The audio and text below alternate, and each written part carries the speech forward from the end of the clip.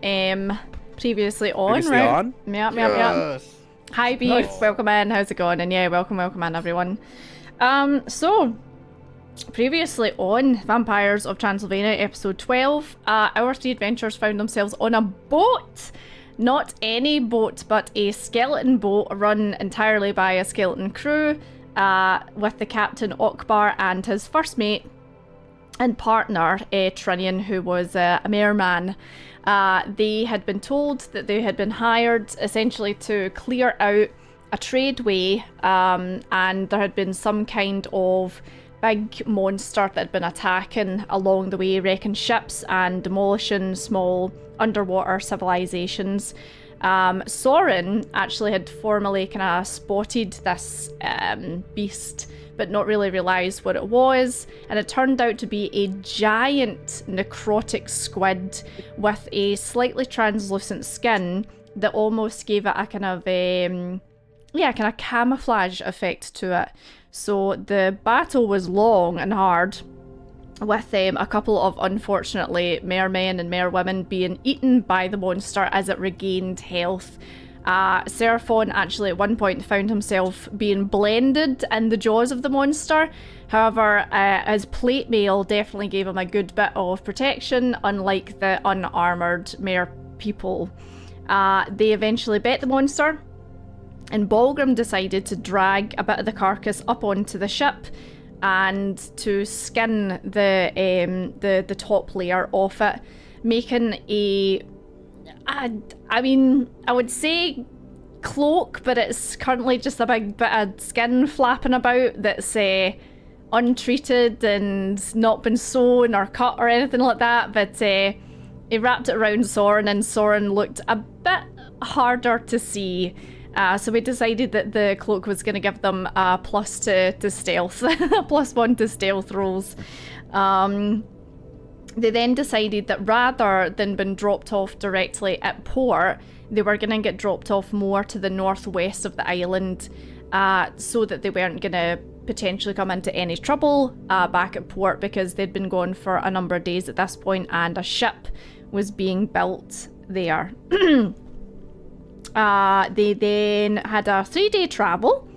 The first 2 days went smoothly, didn't have any bother. They travelled, they rested, they got up, they travelled, they rested. However, it was on the third and final day that they had some bother. Soren was on a night shift and got a little bit distracted by Rock, who wanted him to come into Seraphon's tent, and he lifted up the back of Seraphon's cloak and revealed that Seraphon's back had now mostly been taken over by the black scales. They'd spread up along his side, along the top of his shoulder and onto the other side, but also that parts of his spine had started protruding, almost like big bumps and big spikes that were coming out down the spine into the tail. This was new. Seraphon hadn't mentioned it before, and Soren and Balgrim hadn't seen this before. So perhaps what is happening to Seraphon is speeding up, potentially. Soren then went back out, and grief-stricken, never noticed a former master of his sneak up on him in the middle of camp, grab a hold of him and drag him through the woods, kicking and screaming, throwing him against some rocks and giving him a little bit of a concussion. Soren was horrified to see his former mentor, master and tormentor standing in front of him in the middle of the night. A very, very brief battle ensued where Soren tried to escape the vampire's clutches, and she instantaneously charmed him, essentially saying that there was no escape for him and that he was time to come home. Soren was what she said to him. Soren then blacked out and didn't realise what happened next. However, there was someone in the woods that had been tracking them for a day, and Soren awoke in the camp, a little bit, battered, bruised, but still alive. Balgrim and Seraphon came rushing out, and found Soren, who then told them that his former master had showed up and that he had managed to escape somehow, but he was unaware of how. It turns out Davros, the vampire that the group had bumped into previously, who had offered them a deal, had been tracking them and had been looking for them and had spotted Soren's former master drag him off into the night. He had then turned into his wolf-like form and attacked her. However, he got the absolute living daylights kicked out of him. Or should I say moonlights kicked out of him because he's a vampire. He then limped back to camp, still in his dire wolf form, and fell down really much at the mercy of the three of them, because they could have easily have just finished him off. However, they kind of like brought him back round, and he told them that the vampire had run off into the night and couldn't be too far away because dawn was approaching. Seraphon, Balgrim and Soren then gathered themselves up and decided to chase after the vampiress and to end her right there and then. Balgrim, with his keen senses, it didn't take him too long to track her down, and she had made a cave, her little nest for the day. She tried to ambush them. However, again, Balgrim's keen senses managed to pick up on her before she managed to attack them, and a very bloody battle ensued where quickly the vampire realised that she had a fight on her hand, especially with Seraphon with his smite and his holy damage. She kind of like darted round, tried to charm, was unsuccessful, started using more kind of like, you know, tooth claw and her monk ways, the ways that she taught Soren how to fight. But in the end, she wasn't any match for the three ingredients, and it was actually Soren who got the killing blow on her, bringing his former master to nothing. Seraphon then handed him the stake and says that he should stake her in the heart just to make sure that she wasn't gonna come back. And as he did so, her body crumbled to nothing and dust, and she disintegrated onto the floor. And that is where we pick up today. So yous are all in the cave. It is the middle of the night. Yous are exhausted, sweat-drenched, rain-drenched, blood-drenched, and Soren, you've just witnessed your former master's body turn to ash before your eyes.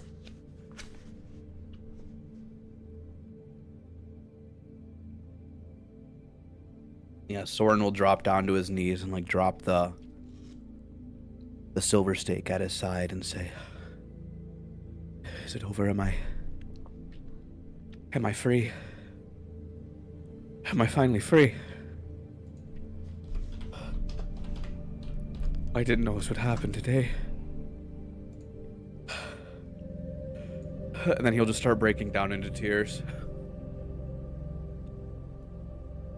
Yeah, I'll move to Soren's side and hand on his shoulder. Yes, Soren, you are free. No curse on you. She's no more. Well done. Thank you, friends. I wouldn't have been able to do it without you two by my side. I can't believe she'd just take me like that, out of nowhere. But we had a good team, and wow, she's really dead, isn't she? And I will, I don't know, reach out and touch the remnants. I don't know, it's like ash, like, yeah. What material is left over? So it's our kind of clothes, just are kind of lying there in a pile.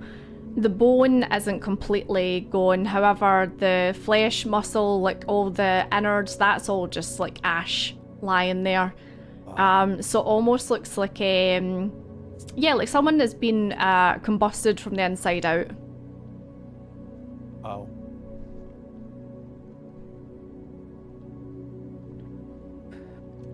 Don't know how old she was, but I'm guessing she was ancient.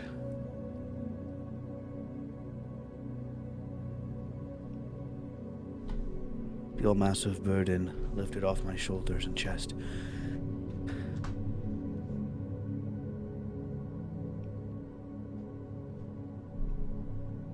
So,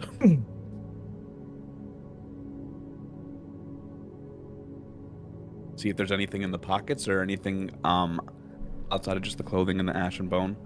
Yeah, you can give me an investigation roll. See if you can see anything. Nice. We take those. Soren. 12.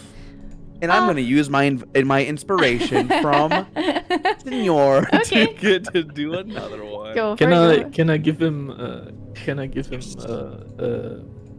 help him? Guidance. Help action. You could. Okay, I'll give you a separate roll, Bulgrim, and then I'll kind of like add everything together. How's that? All right. Since he uses That's as inspiration. Very generous, thank you. Okay, okay. So I have to wait until my character sheet is there. Character sheet. So there. Let's see. Okay. Ew. So let's see. So It's just an 8, I'm 16, sorry. 17, 18, 19, 20, 21, 22, 20, 20. Well, 24 altogether. So, Soren, immediately you start rummaging through our pockets, and like you guys didn't really have much in the way of material things at the monastery, you know, because they are, way of living was they didn't need anything apart from blood, you know. They didn't need like money, they didn't need food or drink or anything like that.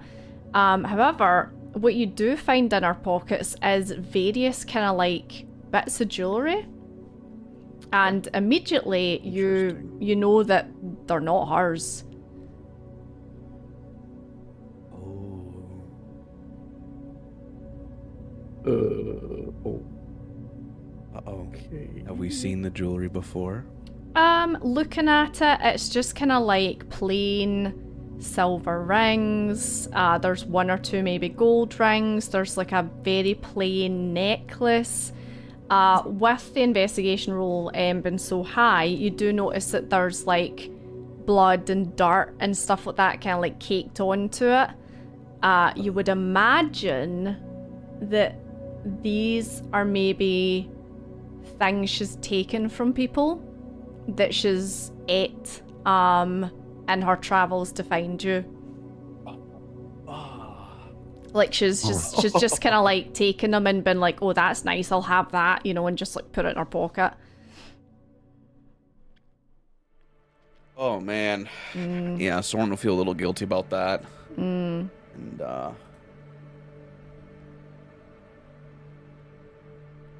all of this taken. Bloodshed just to get to me. One of the rings, however, Soren, has a print on it, and it looks like kind of, yeah, arcane like symbols. They're symbols that aren't in a language you recognise, but you'd maybe know with that roll that they're archaic in nature. Okay. Well, I'll add some jewelry and that interesting ring to my character sheet. Arcane ring. Okay. What is the material? Is it like a silver or gold or? It just looks like a very simple kind of like, maybe like brass even. You know, it's kind of tarnished. It's hard to tell, but it doesn't look like gold or silver or anything like that.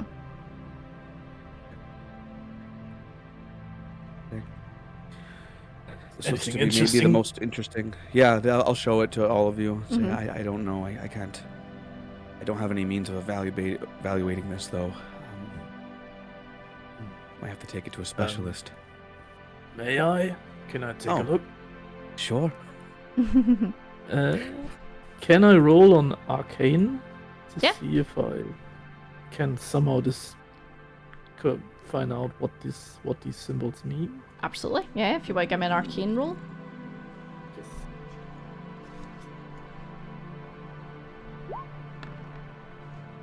An 11.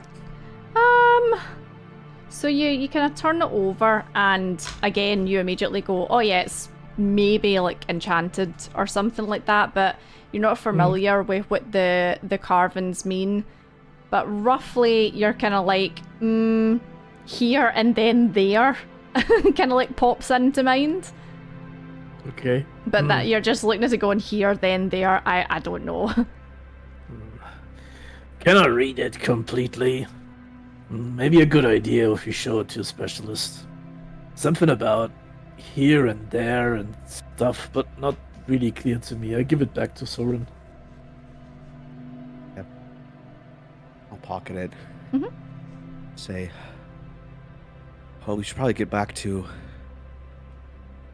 Davros. But Good idea. before that,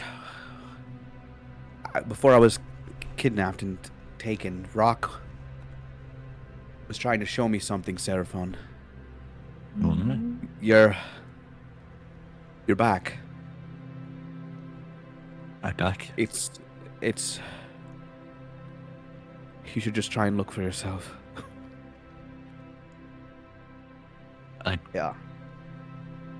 Like, so he starts like reach around. I can like start feeling, and it's like, oh, like eyes widen. It's like, I'm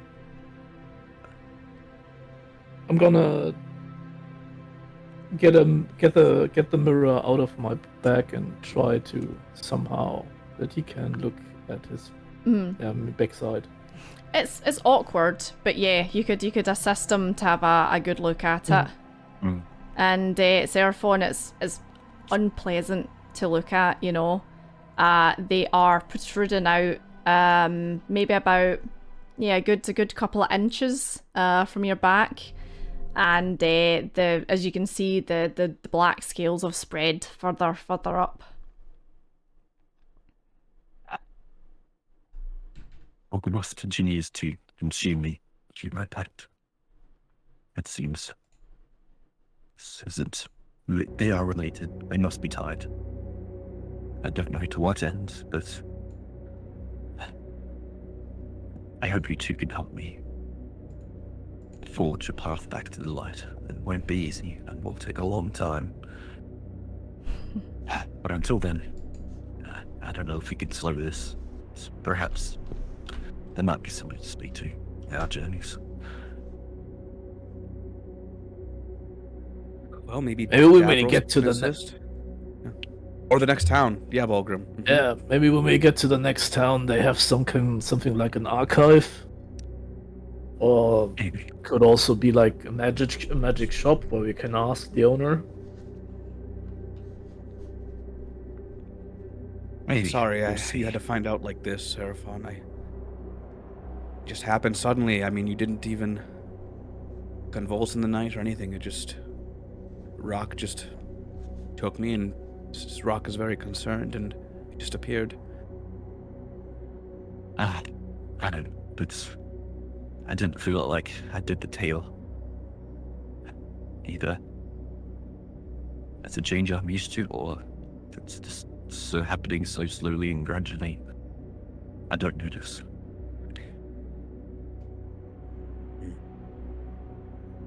They say to find atonement and redemption, there's no silver stake.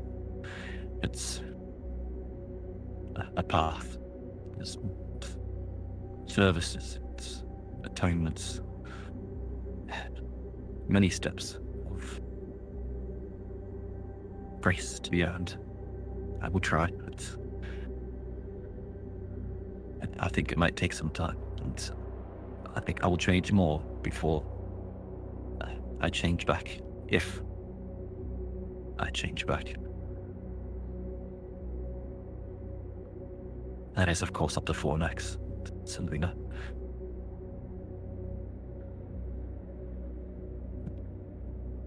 For me, It's mostly up to you. Mm. Like, if you want to go back, that's the thing. I do. I think the changes that have been put upon me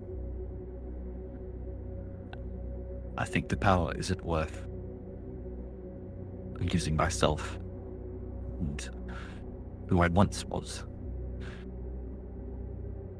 I need to rekindle that flame to act in service. I think breaking the chains of Gorgoroth's grip will be the hardest. He may not want to. He won't want to relinquish me. But no matter what happens, I will fight to the end.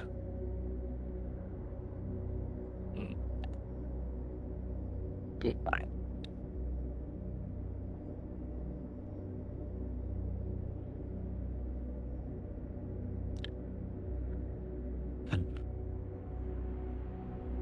Did we check on Davros? Okay. We look around the rest of the area. Like, did Soren's old dead master have any troubling, I don't know, stuff in this cave? Yeah, you can give me an investigation if you want. Here. It's not my best. 10. So looking around, it didn't seem as if she intended to stay here for the night. Like, it looked as if this was very haphazard decision of, okay, well, that didn't go the way that I wanted it to. Dawn's coming, I need to find somewhere because there's nothing here. There's, no bedrolls, there's no, camping kit or bag or anything like that. However, Soren, you kind of cast your mind back to the very few times that the vampires did leave the monastery to go out and do bits and bobs, and they didn't really travel with anything. Again, the only thing that they needed was a food source, and that was humanoids.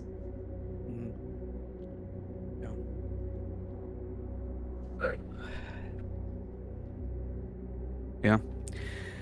It's tracks. The only thing she traveled with was just her lust for revenge and her hunger to take me back. And that's what drove her.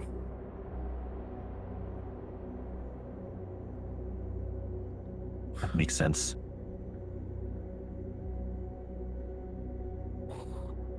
Yeah, okay.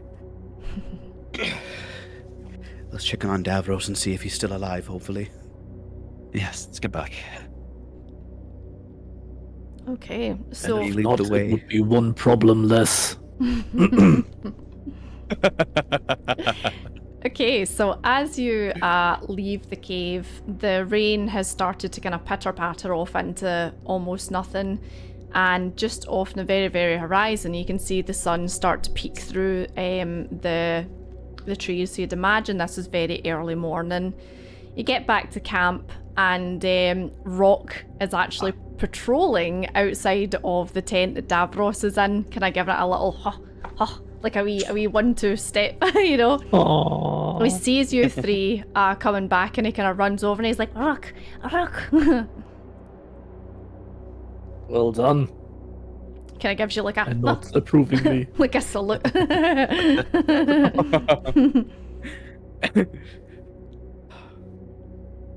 Yeah, you've learned from us, it looks like, to know how to keep watch. It's good.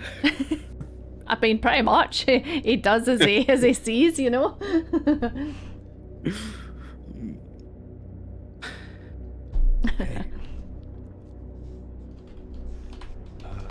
Davros, I'll call in from outside. Oh, my dice. I'll get my dice out. 2 seconds. I'll get my dice out. I'm not prepared. There's my chonker. I'll use my chonker. Take your time.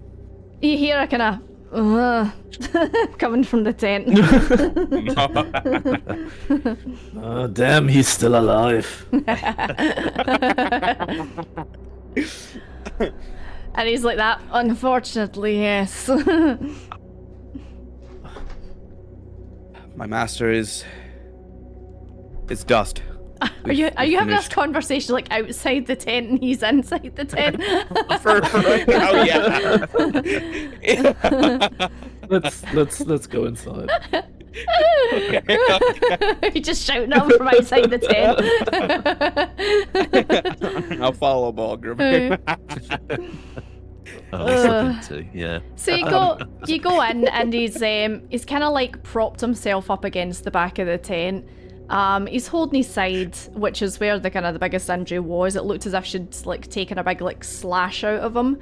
However, the residual kind of cuts and bruises and openings that he had, you're looking at them and they look as if they're starting to heal over. I mean, undead just heal over time, you know. They don't like healing potions, healing magic doesn't work on them. It's just a matter of rest and time. So he looks a bit better than he was when you left him. It's only been a couple of hours, but he looks a bit more stitched back together. But he kind of looks at you and he's like, sorry, Soren, what was that? She's gone. She's finished. She's dust. Good, that's good. Good to see you all back.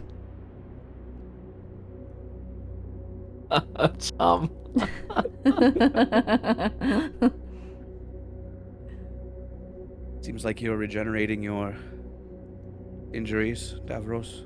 Feeling better. Yes, the blood helped, thank you. And he looks at you, Balgrim, and gives you kind of like a nod. Just a few more hours and this should be stitched back together. Although I see it is day. I will have to stay inside. So why did you track us? Well, I didn't expect that you would be gone for so long. Someone said you went to that absolutely crazy island off to the north. Why in all the hells would you go there? Well, for this, for example, and I hold up the claw. Nice. He doesn't know what it is. He's just like, nice. We heard from this island and thought about taking a peek, but we didn't expect that for us a day passed by, but on the outside it now was 9 days that... He looks very confused at that because he's like, that makes no sense, you know? Have you heard of Dead? Is it a mist, a fog. Have you heard of the Yellow King? Has he heard of Haster? Mr. Haster. Did he saw the yellow sign? Hey! That's a nat 20, nice. Oh wow! Yeah, and he says, you know, are you talking about Haster? Wow. I have Yes. This is his name? I've read many books on supernatural entities, gods, demons, eldritch horrors beyond all imagination, but surely you jest. It could not have been Haster himself. You would have went Maybe it was insane. Maybe it was an avatar or a projection of himself. Don't know. A remnant. Well, An echo, perhaps. there were runes, and ever since then, though, this weapon has increased Balgrim's power significantly, and he's been able to tear apart foes with ease. It comes in handy. That's true. Well, And I smirk a bit. as long as it gets the job done, I suppose. Great, good for you. Yeah, Do you think it will help against Vlad? we will see. We'll see. Speaking of Vlad, as I said to you before you left, I may or may not be in trouble. I do not know yet. No one saw me leave, and those who I am close to, I told them that I had business at the port with the new ship. But I think there may have been some spies in the form of some crows that were following me. I spotted them very late on the second day. I think I killed them all. However, I do not know if they were from the king or someone else. I do not know if it is best to go back and play dumb. Or I have to go back, but I do not know what to do once I get back. Well, you could go back and pretend that you're like trying to manipulate us, like luring us in false security that you are an ally, but instead you're spying for him. And he kind of gives you an eyebrow and he's like, clearly you have never lied to a vampire before, have you? I'm not lying, like, I don't like lying. So, dwarves usually don't lie, but it's an idea that I thought maybe could help you, or you stick with us. I cannot Which stick is with you three, do not be ridiculous. Ow. Well, you can go back and get cruised and get put on a spike if you like that idea more. Because this is what could happen. So he kind of like sits and thinks about what you've said to him, and he's like, no, Vlad knows that I am too important a name in the city. He needs me, and he needs my family's wealth to make his boats. I do not know what will happen when I go back, but I don't think the king will kill me. He will perhaps keep a closer eye on me, which will make this more difficult or almost impossible from now on. So, I will tell you what I have found out if you're interested in my time. Sure. Yes, please. Oh, goody. So 2 seconds. I wrote some stuff down. Let me find Nice. it. Because I have been making some rolls for hey. Davros. Yes? Do you have knowledge in the arcane? I am well versed in many things. It depends on what kind of arcane it is. I am not, a magician myself. You think he means wizard, but he's like a magician. We found an item, but we can't read the runes on the item. The master had this on her corpse. Yeah, I'll show it to him. And he kind of like just extends his hand and takes it off you, and I'll make a roll for him. Ooh, okay, it's not great, but it's a pretty simple. Hold on, let me just see how. Depending on what this lick is, I'll let you know whether he knows it or not.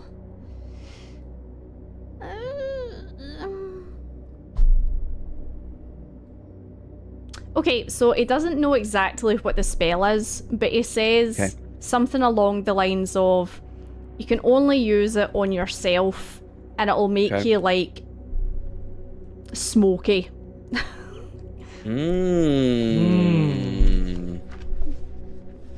So Balgrim, you got from here to there, and he has told you that it's you can only use it on yourself and it'll make you smoky, apparently. Very curious. Maybe it's something, maybe it's like some kind of teleportation. So let you disappear and put you from one point to the other. But it's just a guess and a hunch.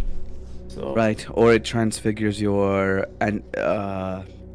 form into a different entity or form Could be, temporarily. like, you should keep this ring, Soren. You're the stealthy of us. Maybe it could come in handy for you. Yeah, okay. I could see that. And it's kind of fitting since it was my master that chased me to the ends of the earth and all, and It's a great trophy. It will remind you of that you prevailed upon her. So Okay. that she. Well, we'll test drive this later. Davros, did you rack your brains for what you discovered? Yes, I have found the page. Perfect. So Davros basically went and kind of in very hushed, circles, told a very select few vampire families that you guys were planning a revolt against the king. And these are families that are also kind of like aligned with him, as in they don't like the way that Vlad's running the country. They don't like the way that Vlad's kind of like turned his back on vampiric ways and is almost like ascended into something else, but something that doesn't ring true to their traditions and stuff like that, and how he's just a warmonger. They don't like him. So they, like as a collective group, kind of sent out their spies and gathered information. And they have came back with some information regarding a small settlement to the southeast of Transylvania that is basically on the very cusp of Transylvania and Tavros. And the nickname of the town is Traitor Town. Traitor Town. Traitor Town, yeah. And this is said to be where, if there was a resistance, perhaps that's where resistance members would be. Some of them are potentially refugees from Tavros that were left over due to the war. Others are perhaps Transylvanians that are, no longer aligned with Vlad. But yeah, that's what he was able to dig up. Sounds like a very Traitor apt Town. name. Traitor Town, yeah, Traitor Town. Traitor Town. Interesting. Mm-hmm. Do you know why Vladimir's using your family's shipbuilding? Because Do you Vlad know- cannot build ships. That is the simple answer. Sure. That is our family trade. For hundreds and hundreds of years, we have built ships for all kinds of royalty all over the world. Vlad has no interest in it, but he steals my ships gladly and uses them for his war campaigns. This Louise. this ship that was being getting built to Port Town, is it? I know you said it's like roughly like looks big. Is it as big or bigger roughly from like this original ship that came to London? So this is, by the looks of it, bigger again. Okay. Jeez Louise. This is, by the looks of it, something built for war. Oh, it's like a man of war. It's like the epic ships in Assassin's Creed. So, like, as a question to Davros. Yeah. This ship at the port town that your family is building, do you know its intent? It's humongous. I Can mean, it be delayed, sabotaged, destroyed? It's huge. you're asking too much of me, Whoa. Dragonborn. I already have stuck my neck out far, far too wide for you three already. I would imagine that Vlad is building this for a new war effort. Perhaps he is sending it to another country. Perhaps he is sending it back to London, where you three thwarted his previous attempts. But whatever his intent or wherever he is taking it, it is built for death, destruction, and it is monstrous. Yes. It's truly epic if it was for a courtroom war. This. What do you know about this church, the people in yellow? It seems to be expanding its religion cultists, absolute cultist nut jobs that worship Vlad. They call themselves the cult of the Sulphur King, something like that.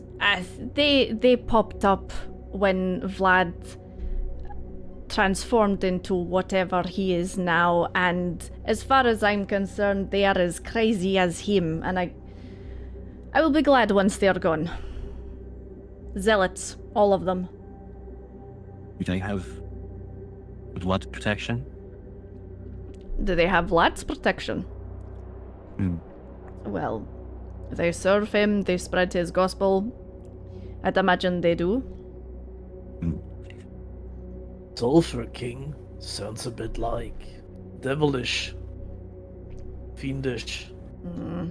Well, if Vlad did have a soul before, he definitely did sell it to become whatever he is now.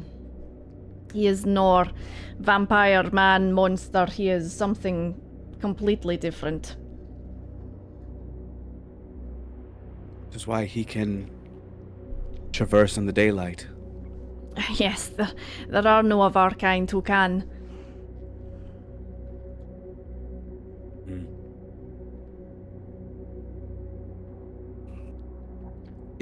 Maybe it's not a bad idea to see to check out how to break pacts. Maybe this is something we can.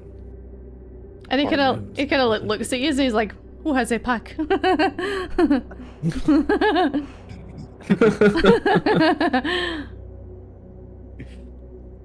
Because he didn't meet yous. He met yous before you done the Gorogoroth stuff. Although he does kind of look at you, Seraphon, and note that you look different, but you know he's not really like in tune with how Dragonborns work. So he's like a. Just a question if Motherbear's made one. What do you know about the castle in the sky, the necromancer? Would he know? Would he know anything about that? That is a good question. I'll give him a roll. Nice. It's a nat 20, but Oh wow! yeah. I don't know if he would put two and two together though, but maybe he would. Maybe he would say, you know, it's maybe the same wizard that came those 200 years ago and conspired with Vlad. But he says he would need more details. Sure. Well, do you have any idea how we can reach such a castle, if it exists? Can any of you fly? No, not really. Not yet. But Not anymore. oh. No, not really. Not yet. Not anymore.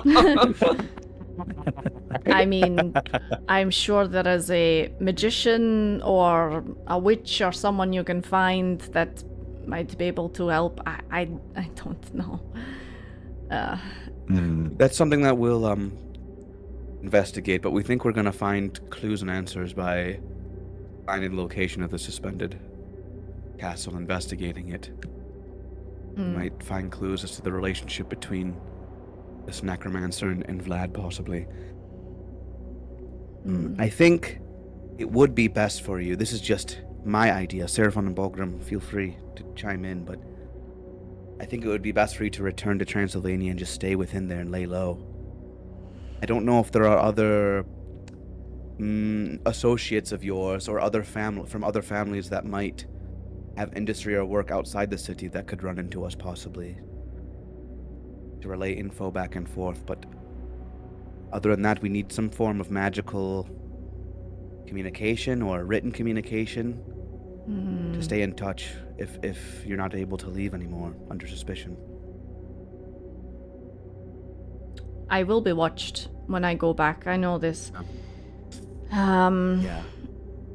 I have servants that I could potentially send out, but none of them are particularly adept to the wild or tracking. it would be extremely, extremely difficult for them. I could maybe hire someone, a ranger or something. But in order to do that, I would have to then seek one out, and I will be watched. This will be extremely, extremely difficult to get in touch with you again, if I am ever able to get in touch with you again. If I do not go back and Vlad does not rip my head off immediately for even the possibility that I am out doing something that I should not be doing. Again, I do not think I have too much to worry about. I am too important to him. But I will be watched. Do you know of other families similar to yours that are in charge of a certain industry that Vlad has taken over? Like the shipbuilding? I don't know if there are other vampire families or businesses or industry that he has taken over for his purposes. I've got my roll. Yeah. Ew, that's a 2. He says probably, like, he has influence over everything, but it's not as if, you know, the families come together and bitch and complain about Vlad because, you know, the vampire court has ears. Someone would pick up on it, someone would report back to Vlad, they'd probably have their fangs pulled out, you know? So... Yep. Yeah. Yep. Okay. Okay, that's something that's also on our list to keep an eye out for. Is Vlad to have families that are loyal to him, not just in name, but through acts and deeds? You said you contacted wealthy families that you knew that were displeased with Vlad. What families are with him always? So what, like, families have been loyal to him, like, throughout everything? Yeah. I mean, 99% of them. Oh, fuck yeah. So the way that like vampire society works in Transylvania is there's always been the royal family, which have been vampiric descent, you know, going back as far as the mind can cast back, and surrounding them have been, like, you know, like the high ups, the ones, the affluent, the elite, you know, and it's very been much a case of, you know, you look after me and I'll look after you. So there aren't many that are willing to, you know, kind of stick their neck out and be like, no, I don't like this, or, you know, stick up for the commoners and stuff like that, because their way of life is just too good, you know? They don't want for anything, they have everything they want. They have wealth, they have power, they have a constant food supply with the people in Transylvania. Like, it's only like a very, very select few, Davros included, and maybe like a couple other families that are like, no, I don't like this. These are going too much off track. These are swaying away from tradition too much, you know.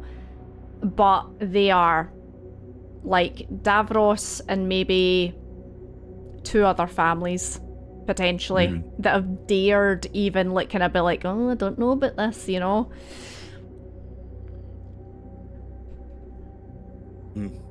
Probably gonna find more outspoken support in Trader Town. Well, now, what I was more thinking was,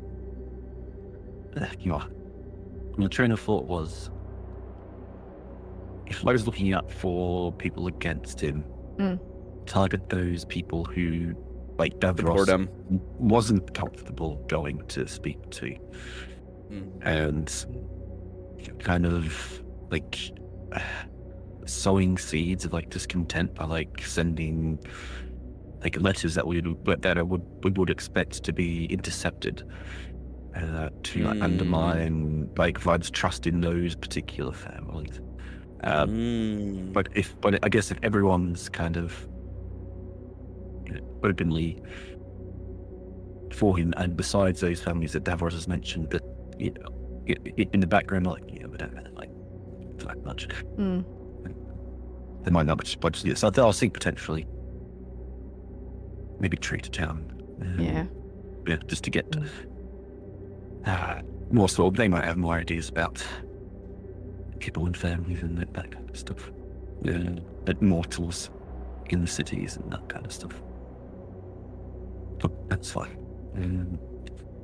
Yeah, it's very, very uncommon to find, like, you know, vampires that turn against each other because, I mean, Soren, you've had experience of this, like, in the temple, like, they just all worked in tandem, worked in sync because they just are very, like, you know, almost primal in their needs and their wants. It's like blood, and that's it. Blood and power. That's all they're interested in, and as long as they've got those two things, they're happy. So it's unusual to find a vampire that almost has like a tiny bit of a moral compass, you know, like Davros maybe does. Like, you don't know him that well, but from what you've spoke to him, he's upset about the tradition being out of balance and Vlad using his family's ships to go and, like, you know, pillage other countries and destroy other countries. Yeah, Soren's perspective, he sees Davros as evil too, but yeah, he's just different type of evil, different needs, and that's clashing with. I mean, Davros is evil Drac, hundreds and hundreds of years old, so he's probably done evil things, you know. But oh yeah, for sure. Enemy of my enemy is my friend, and all that stuff, you know.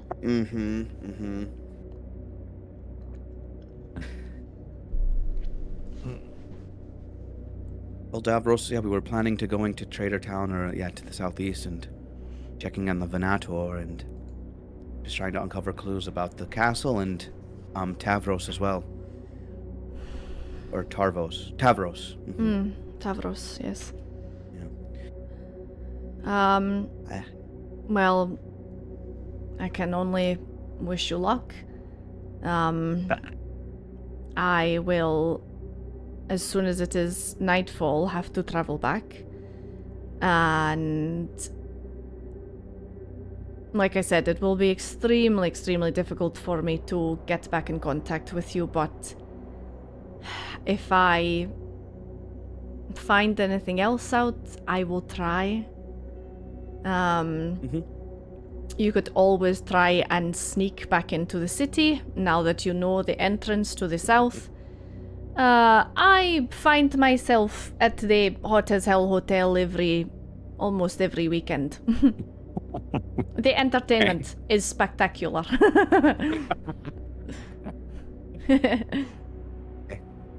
If we find any means to contact you through the arcane or through magic, we'll be sure to try that as well, whatever we find. Actually,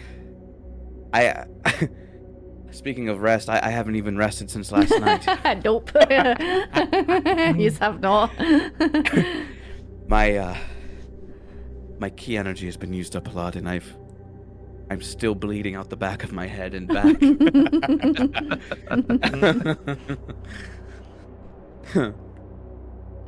Okay. So, well, no, I don't know if we can do a short rest at least, or finish up the long rest that we were working on last night. Yeah, so this is probably like, I don't know, like 6 in the morning, something like that. So it's up to you. It's like if you're doing a long rest, but you know, it's a long rest, just enough to get yous recovered, it would be 6 hours. If you're doing a short rest, it would be an hour.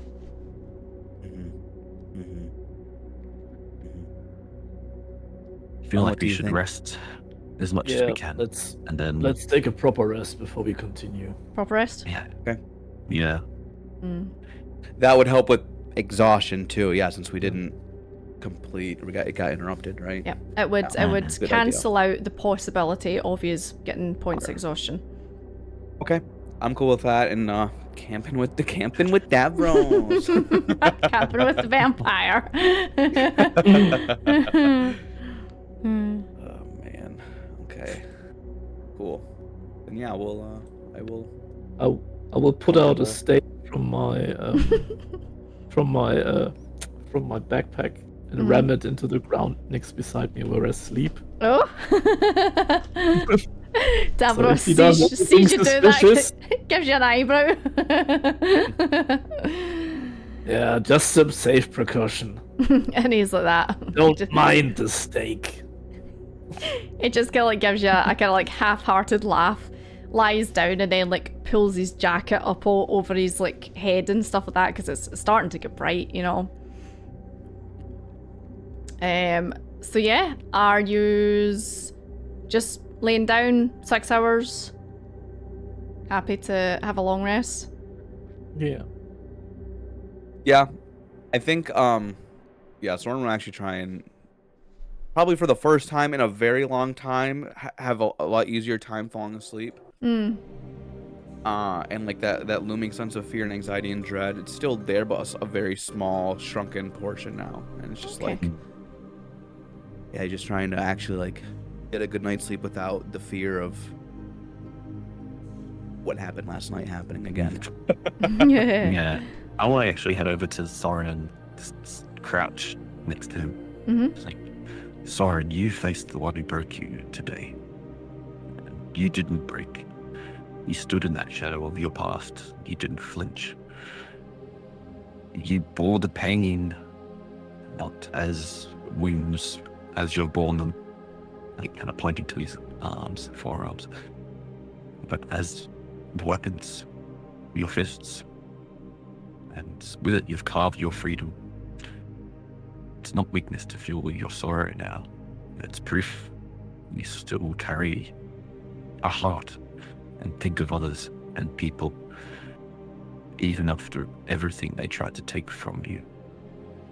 Let yourself grieve and let yourself rest. This war for you is over, but the story is not.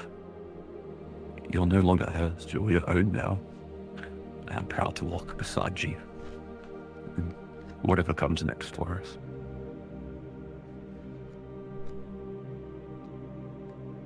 And Thank you for all of those words.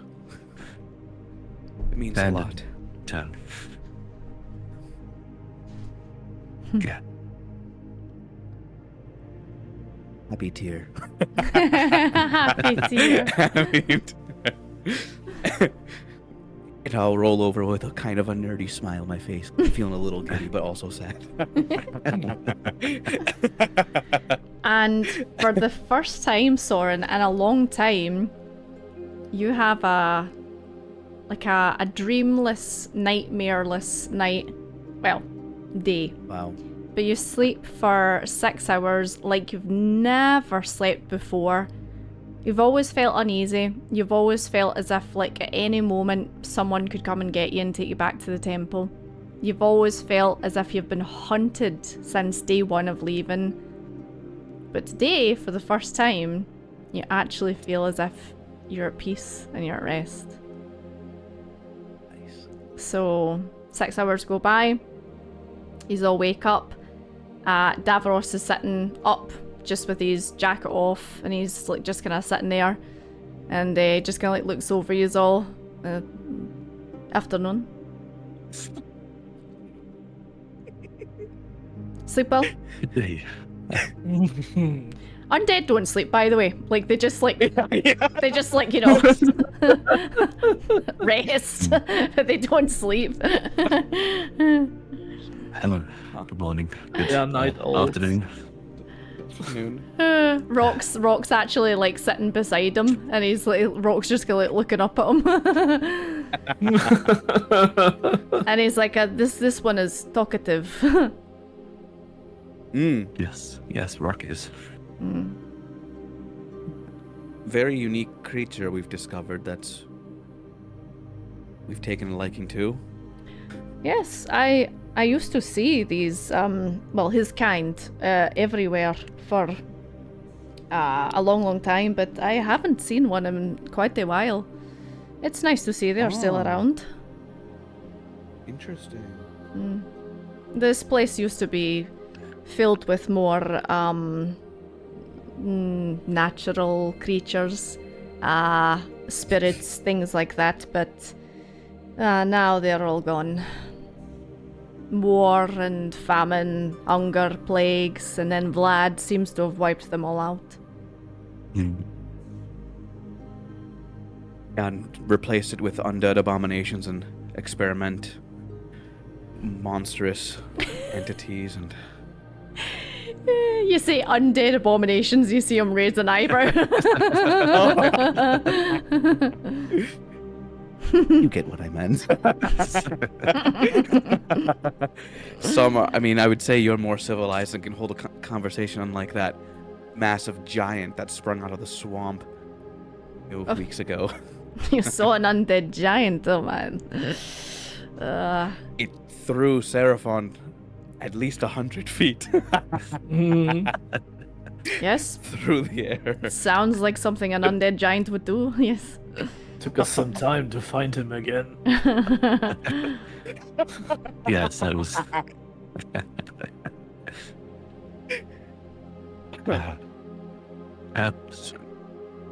No signs of crews, Davros. And he kind of like has a listen. He's like, no, it's all quiet. Are these crews? They do look like normal crews. Are they bigger, uglier? No, Making a certain they just sound? they just look like normal crows. He says, but a lot of people use familiars as spies. You know, rats, crows, ravens, owls, things like that. So he's pretty confident they probably came from Transylvania, from the city, but he's not too sure whose spies, if they were spies, they are.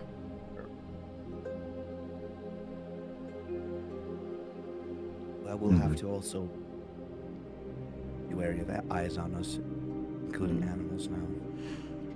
And he says, yeah, he tells you, like, look out for these creatures if they're acting suspicious.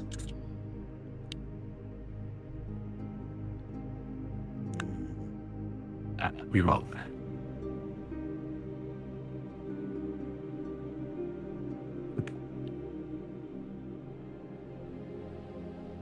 Well, I don't know if there's tree or some cover we can find for you, Davros, if we're about to head out earlier.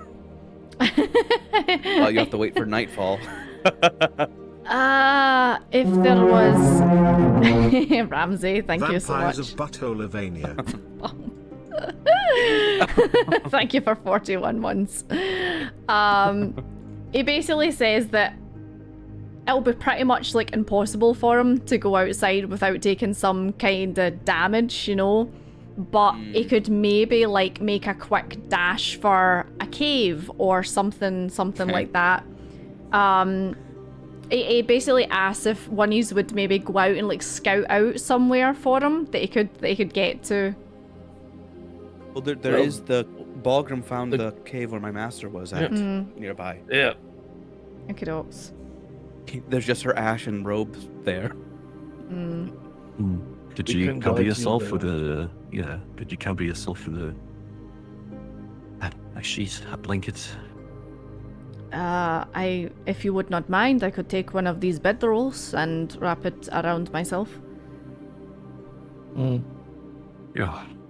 Yeah, that's fine. We'll just get another one.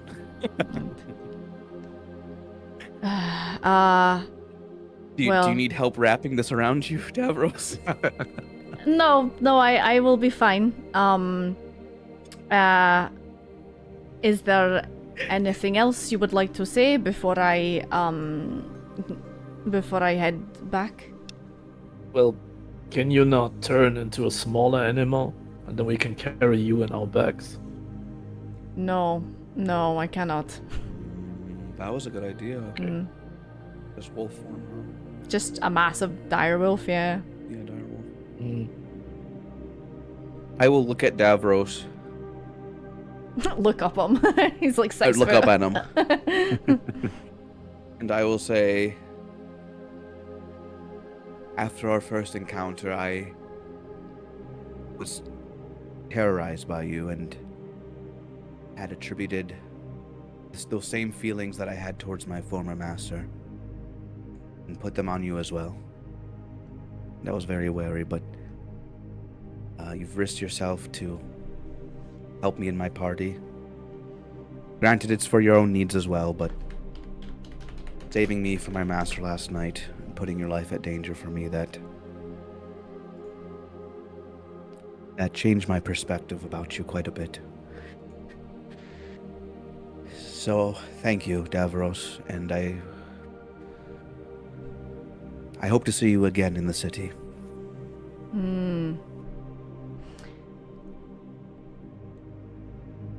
Yeah. You just see a kind of like expression flash over his face, and then he kind of like gives out a sigh, and he's like I said, if you want to try and come find me, please come in disguise, I beg. I will be in the Hot as Hell hotel. Of course. We have another, acquaintance we know. A tiefling. He might be able to sneak into the city and into the Hard Hotel. That guy. Alright. And he goes by the name of Corvum. Right? Corvum, yeah. Corvum? Oh. Alright, I will keep my eye out for Corvum. It's quite chaotic, but a good job. Not a bad idea. Comes and goes, but yeah, he did talk about working or helping out at the hotel for a little bit. Let's give him a roll, see if he... Strange guy, but helpful. Yeah, see if he remembers Corvum. That is a... 16. He's like, perhaps, yes, perhaps I've seen him before. Alright, Nice.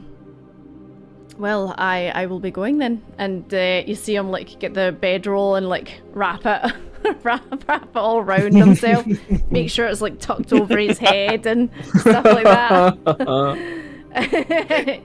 he's absolutely fuming because this is so unceremonious. I know, a centuries-old vampire having to put on, like, bubble wrap. But as he's kind of heading towards the exit of the tent, he kind of like looks at you, Balgrim, and says, and thank you again for the blood. Goodbye. And then just kind of like, as quickly as he can, just like shoots out, and you just hear the like running away. Ow, ow, ow. As he takes some sun damage. My goodness. There he goes away into the sun. Yep. Do you both think that he will be okay? Or do you think Vlad's totally gonna execute him on sight? Only time will tell if we see him again. Yeah. Use. Well, we did learn. I have to give him the credit. That's a bit brave that go back. Also foolish, but yeah, brave too. And we learned some more from it, which is good. Right, we learned about Trader Town. That a very few amount of vampire lords are upset at Vlad being a warmonger. And that animals are being used as familiars for espionage.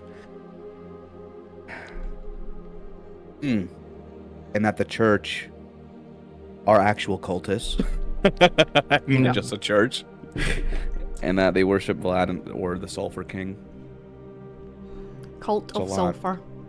Cult of Sulphur. Here we go. And that... Yeah, if they're cultists...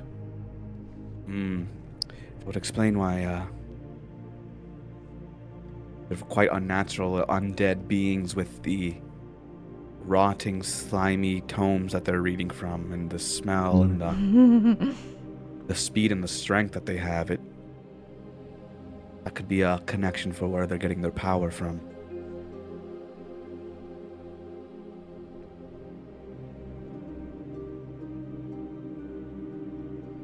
Well, if we can't pack up, we can hit up the Venator probably on our way to. I'm guessing Trader Town is that one town that we were heading to in first place, right? Is that like a connected dot moment, or are they two separate towns? Yeah, Okay. it's the same. Okay. Got it. Okay. That's helpful. What say you, Seraphon and Bulgrim? Yep. I think Good idea. that's good. I think I have work to do with the Venator.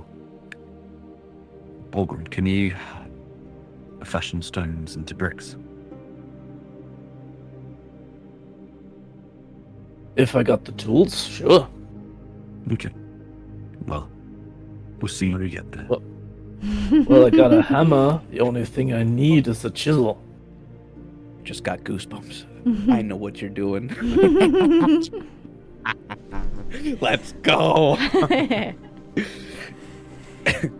Okay, so by this time, you said your long rest, so it's about 6 o'clock. So you pack up your tents and everything, you grab rock, and it is gonna be, another couple of hours travel down to the Venator tribe, so we'll do one round. If you want to do perception, survival, see if you can see anything exciting along the way. Okay. Perception, please. Sounds good. Perception, 18. Yeah. Perception. There's my button for perception. There's my button. Oh, now where your button is, boy. Hi, Boogie! Well, Boogie. 18, Boogie. 15, 19. Okay, so you all pass. So, as you are travelling down towards where the original Venator tribe location was, you note that the tribe seemed to have moved. They did say that they were going to be moving as soon as possible, so that area that had the kind of slightly dilapidated bit in the middle, where they were using it as a like a kind of central house, has been cleared out. There's no kind of tents or anything like that. You follow the trail, and if you remember, the large bit of the crumbling castle was all the way down to the very south point of the forest, and you can hear from quite a bit away as you approach things being moved, things being built, and you kind of see the smoke rising up in the distance. It's probably around maybe between kind of like 6 to 7 o'clock at night now, so it's starting to get a bit dark, a bit cooler. But yeah, you are approaching the outside of the Venator tribe, and how are you approaching? He's being stealthy, he's just going straight in.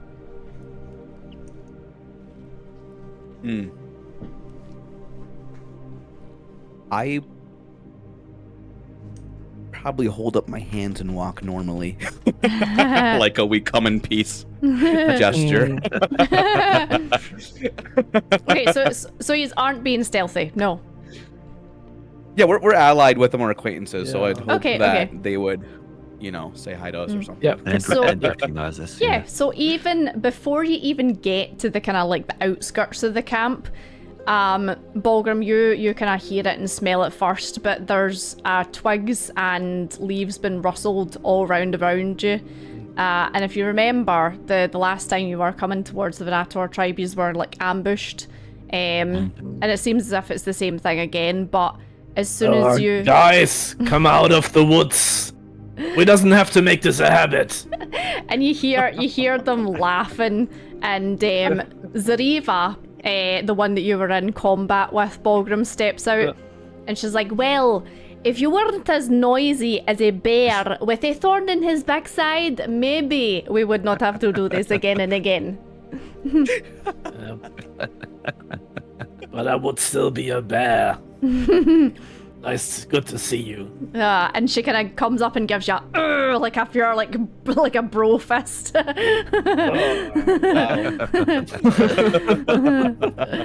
sick. She's like, it's good to see you all as well. And then she kind of looks, because she clocks at you, Seraphon. She's like, accident? Did something happen? Many things. Right. Something you want to talk about over a drink? I Yeah. don't know. I think so. Remember the old mother as well. Oh, she will be delighted if I mention drink. Come. So they Was the move okay? I'll ask to make small talk. Well, as come- we're approaching. come see you for yourself. Come see for yourself. Okay, yeah. So if you remember, this was a massive bit of now that when you're kind of stepping back and you see it, they've cleared all the kind of vines off it, all the kind of like overgrown like trees and stuff like that was sticking to it. It looks like it is the base of perhaps like an entrance to the castle. So it's like a kind of large open archway which was round the back. That's how you got into it.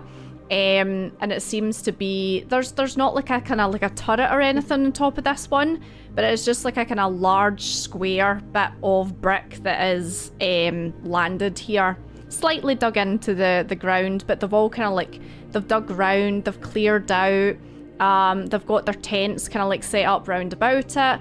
You can see smoke kind of wafting out from the top of it, so they've probably got fires going on the inside. To the left hand side, they look as if they've started like digging out a trench, maybe for like fresh water, stuff like that.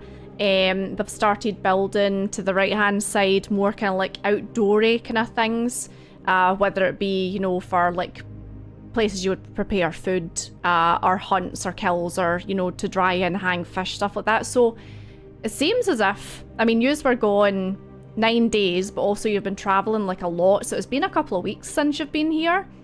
It looks as if they've been busy, you know. They're starting to kind of slowly wind down for the evening. It's starting to get a bit more dark, so it's becoming a bit more hard to see.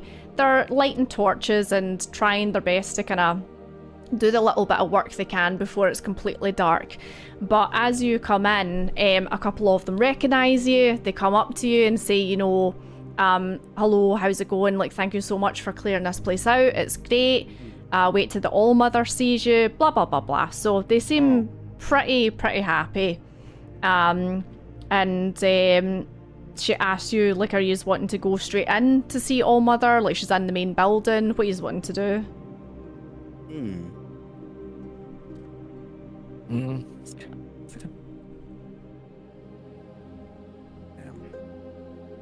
Maybe we should go in.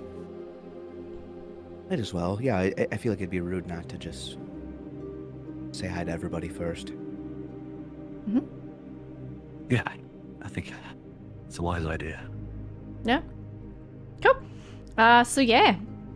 So when yous initially came in here, this place was filled with junk, like things that had been broken. If you remember, I described there was like, you know, broken tables, chairs, apparatus that you didn't really recognise, cages as well, but everything has been gutted out of here. There's nothing like that left.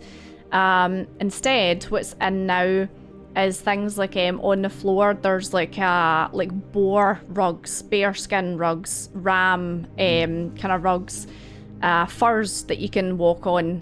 The kind of walls have been plastered up with like mud and rock to kind of like seal any of the cracks and kind of damage that was kind of poking through. So it's more kind of like weatherproof now as well. So she takes you through and kind of shows you everything that they've done down here. On the next floor, they've actually like rebuilt the stairs, because if you remember right, there was like stairs that looked a bit like weird. They were almost upside down, because the way this thing landed was completely upside down. So the building had been flipped. So they've cleared away the old stairs and just made fresh ones out of kind of like wood that they've cut down. You go upstairs and it seems as if the upstairs is like sleeping quarters. So there's rows and rows of just very rudimentary kind of like simple beds. It's like rolls with furs and stuff like that. Up the very back there's a kind of like a wee archway, and when you go through the wee archway, it's like a small circular room, and that's where the main fire is. Oh, nice. Yeah, Okay. so it looks as if this room was probably used for something like this previously, but they've just kind of like dug out all the rubbish that was in here, threw it out, and then kind of repurposed it. And sure enough, in this room, it's kind of circular. We've got the fire in the middle, and then up the back, the All-Mother has brought her, her throne, like the thing she was sitting on before with her. And a couple of her daughters are like tending to her, like kind of brushing her hair out and getting her changed for the evening. Rolling the wild magic table. Okay. Oh, No. yeah. Okay. Wild magic. Who would like to roll me a D100? Who did it last time? I guess it was Soren. I think it was, Yeah, I so it think was so. Soren last time. So Balgrim and Serphon, you haven't had a roll, although Serphon, you are immune. I did the. Yeah, so Balgrim, Yeah. Balgrim, Okay. you can roll me a D100 Yeah. to Alanda. What does that mean? So the wild magic table is essentially that. It is a table of extended magics that can go off, and there's 1 to 100 different options. Some of it is like, won't really have much of an effect, like, you can see an invisible creature for a minute, or some of them are you cast fireball centered on yourself, so it really Yeah. depends. What did you get? Oh, 56. 50, 56, 56. Okay. So, for the next hour, Balgrim, you can cast Fairy Fire on yourself. nice. Yep. So, within the next hour, if you feel the need to cast Fairy Fire on yourself, you can. make yourself all sparkly. Sparkly dwarf. We got Sparkly, sparkly sparkly. vampires. We got sparkly dwarfs. Yes, thank you. So yeah, you come into this kind of like central hub, and a lot of the women are starting to kind of like clear stuff to bring in dinner by the looks of it, and they see you and they're like, oh, it's so good to see you again, and look at everything we've done, and blah blah blah. Sparkly werewolf, yeah. Thorn will be very impressed with how much has been turned around, because it looks Yeah. like they turned a really dark, nasty, ruined place with gross things inside, and they've turned into a really comfortable, homey, nature-esque furs type of space. So I'll be complimenting them on that and say, oh, it's impressive the amount of work that you've done in the few weeks, and it looks really beautiful. A very nice home here. I would, I'm sure anyone would like to call this place home, whoever joins you, et cetera, et cetera. And you can now see why they were so desperate to move down here, because it's significantly better than where they were before. It's more roomy. It's more structurally sound as well, even though they had to do quite a bit of patch jobs to it. It's better for security and for weather and things like that. There's also kind of like a real somber tone to the area as well, because if you remember, like, a lot of the Venator tribe women had been kidnapped, brought here, experimented on, and a lot of them, never ever came back. So it's kind of, they're proud of it, but they're also kind of sad as well. Yeah.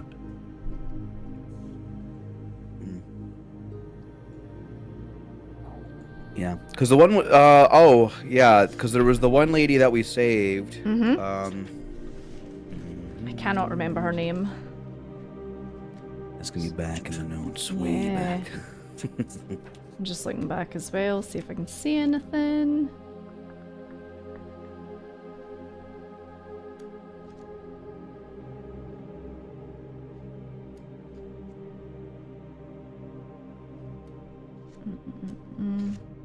Oh, And I swear it Vanera, was. maybe. Vanera! Yeah, Yeah, Vanera, that yeah, was it. yes. Vanera. Well done. we go. Thank you. Session 8. Was it? Wow. Or session 7/8. Yeah, let me Long time. Yeah. yeah. Cool. What's we'd love to join you for dinner if we could, but I'm gonna do the halfling thing and try and get a nice meal here. Absolutely. And it's things like wild rabbit, wild boar, deer, you know, Oh, hell yeah. it all seems to be very, you know, because now that this place has been cleared out, a lot of the wildlife isn't as scarce anymore. You know, like that was also one of the issues that the women were having, was the vampires in here were just like scaring off all the kind of nature roundabout. But now that they've all been like kind of cleared out and eliminated, it's back to how it used to be. So they're able to actually go out and hunt and bring things back. And yeah, so it's crude, you know, it's like big, just like chunks of grilled meat just like thrown down on like a stone plate. No vegetables or bread or anything like that. It's meat, and more meat. Toast. Nice. There's no like wild leafy green forest. It's roughage. And they kind of look at you and they're like, yuck, no. You know, Audio- it's a fire that drastically is real nice. Hold on. The audio is le crunch. Thank you, Boogie. Thank you, Miso. Crunch. And I think. Boogie and me, so hi. Crunch. Yeah. Right. So yeah, they kind of start to wind down for the evening.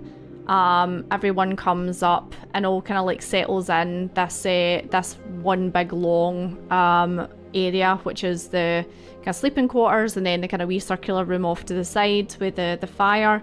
And they all start kind of like, you know, talking about what stuff needs to get done, what stuff they have done, stuff they want to improve on. Food is brought in, and it is, like I say, it's all this kind of like wild meat that's just been like kind of grilled up and served.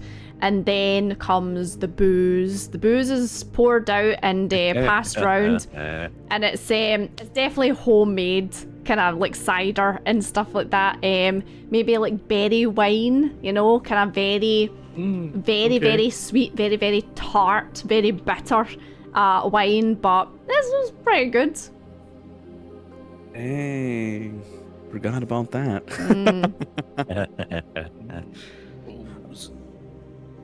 Is the All-Mother eating with us?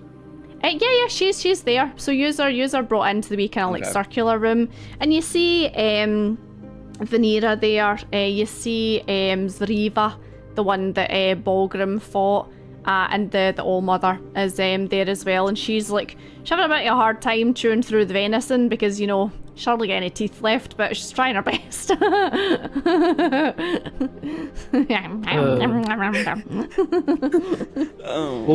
Balgrim is trying to remove the claws so he can eat properly. I was wondering when you were going to take the claws off. Balgrim, give me a Constitution saving throw.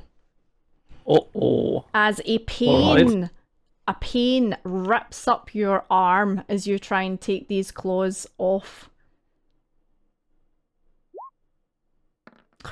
11. It's not good enough. Oh. So. Oh, are you close to me, Balgrim? Sorry? Are you close to me? If we're all sitting together. These are all sitting together, yeah. Yeah. You can add a 4 to that saving throw if you wish. Ooh, so it's a 15. Still Wow. not good enough. The DC is 16. If you can So close. if you can make a note of that, Balgrim, if you try to remove these, you have to make a Constitution saving throw of 16. Yeah. However, I will describe what happens next.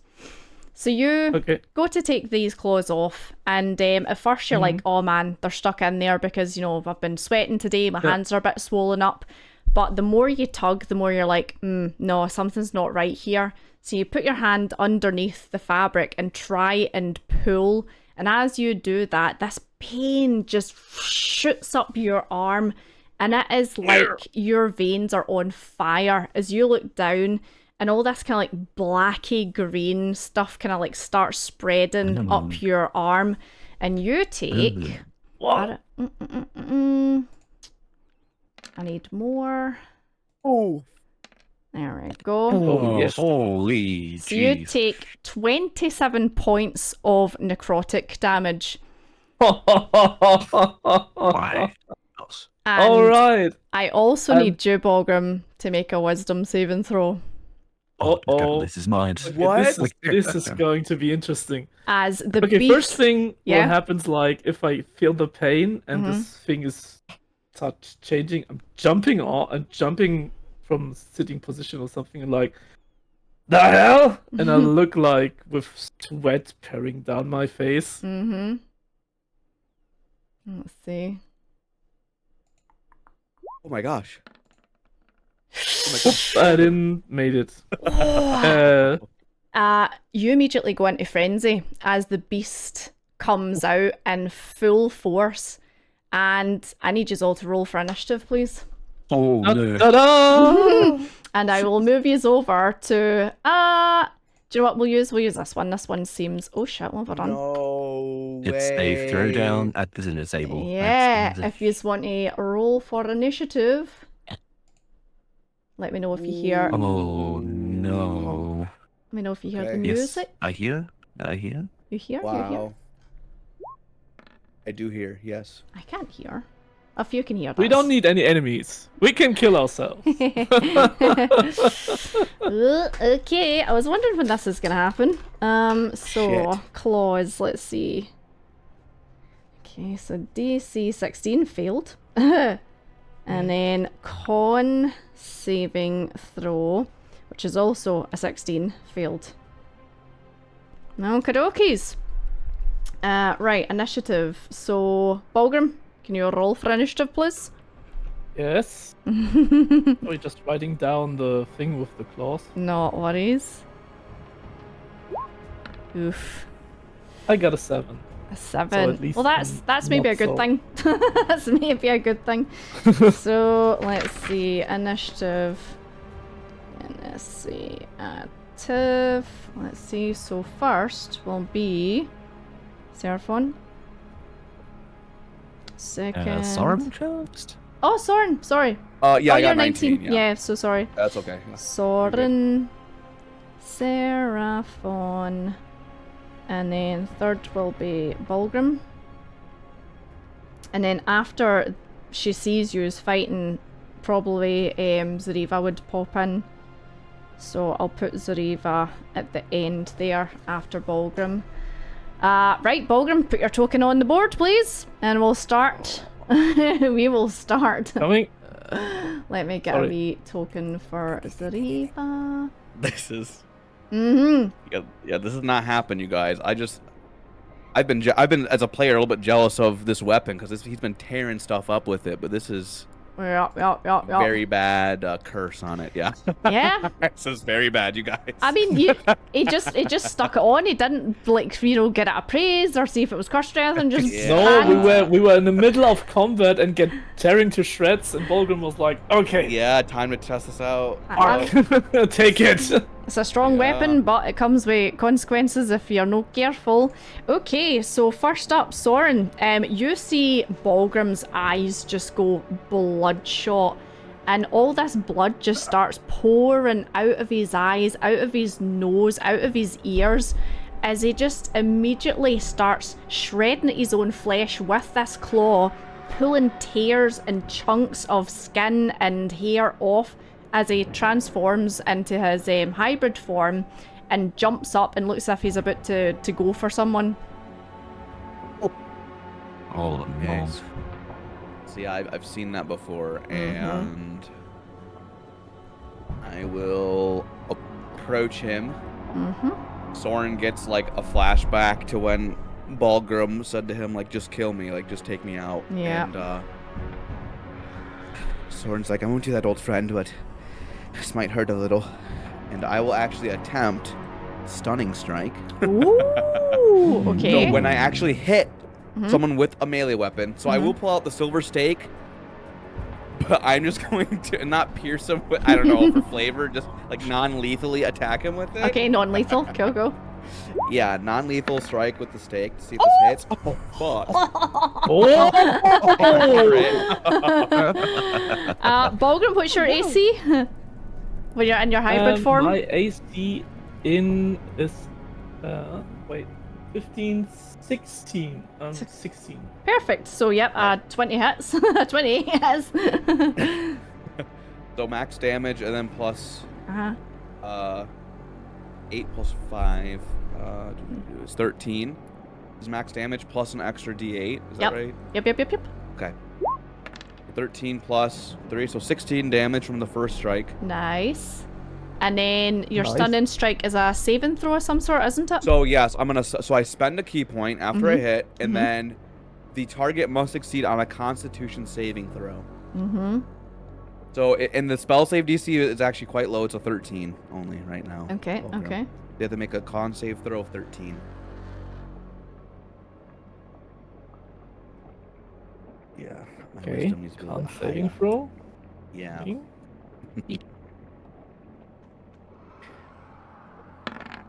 Ooh. Ooh, makes it. So Bam. you just see Soren kind of like pull his hand back and kind of like jab it into your ribs, and for a second you go rigid, but again the beast just like screams inside of you not to let anything stop you doing from what you're doing, and you shake it off. Okay. It's like again. Extra attack. Okay. Same thing. Ooh, a 12. Ooh, misses. Frick. Yeah. Oh no. Oh Okay. no. Dodge this bullet. Shit. Oh no. Okay, then so I have a bonus action left, and I'm Okay. debating whether trying to do a dodge or just try and punch you. Okay. I think I'm just gonna flurry of blows you. Okay. So I'm gonna use my bonus action and spend another key point. So I've used 2. Let's do 2 unarmed strikes against you. That hits. Balgrim. And that hits. Oh, Yep. yes. Okay, so I get to Nice. roll. So 10 points of bludgeoning for the Which first. will be halved, so 5. Yeah. And then half another of 9 9, on yeah, that. which will be 4. Okay. Yep. And I will stay right up in Balgrim's Vicinity. Actually, with the drunken master proficiency, I'll just back up like 2 steps for free. I Okay, don't get dokies. An opportunity. Okay. Yeah. Soren, what's your AC? It is 16, I believe. Let me double check. 16. Yep, 16. And Seraphon is 18. Speaking of Oh. Seraphon, yeah? How much damage did you with the crit you did? Soren. Crit I did. It. Yep. It was so 8 plus 4 is 12 plus 13. 16. 16 with the silver stake crit. Okay. Yep. So if Thank that's you. if that's piercing, that'll be halved because of your transformation. Seraphon, we're on to you. Nice. Soren, you gotta step at it. Seraphon, Balgrim. I have snapped out of it. What are you talking about? I'm going through everyone's names now as well. I'm not Soren. Soren, Seraphon. Soren, Seraphon. You make me angry. Obadiah. Martin, you gotta come back. Wait, I moved to the rear, Balgrim, wolf mode, and yeah, just trying as aiming as best I can to knock him out Okay, dokies. with my hammer. Ooh, that's my hit. misses. Yep. And so I was like, I can't bring myself to hit him, even though I know he's going crazy. And That a 16, hits. Beats up. and oh wait, what the hell's that for? Mm. Oh, that's yes, no, that's included. Yeah, that's fine. That's part of the aura of hate. So 15 with bludgeoning. So the 11 is halved, so that'll be 5. 5 and 2. Yep. That's 7. No, 5 and 1. Yeah, 5 and 2. Yeah. Yes, that's right. 7. 7 bludgeoning. Mm-hmm. Any bonus actions you want to do?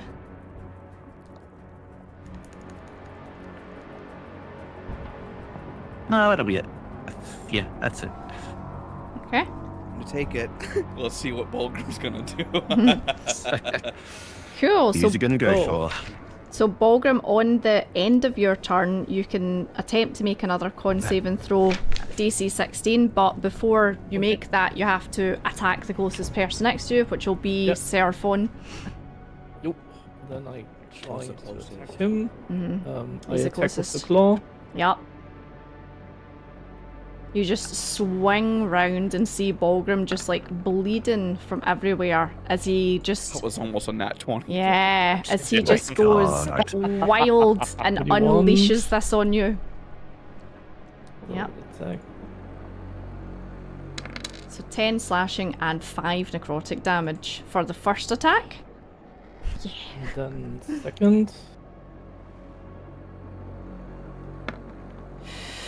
That one misses. That's Yeah, Seraphon, 15. the last second, just manages to bring his shield up as your claws just like kind of scrape down the front of it. And we'll hit him up with a hellish rebuke. Oh, Nice. nice. Nice. Very good. 16. Sorry, you need to roll a Dexterity saving throw. Yeah. DC Okay. 15. Otherwise, take 16 for that.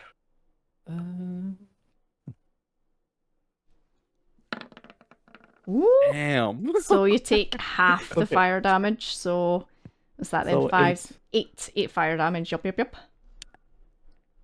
And Bulgrim is really OP. beaten and scourged. Like he looks very hurt.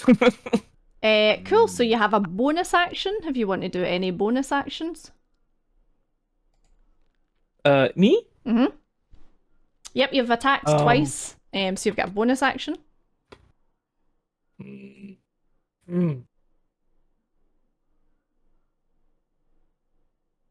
I'm going to attack with the other claws, like unarmed. Unarmed strike. Yeah.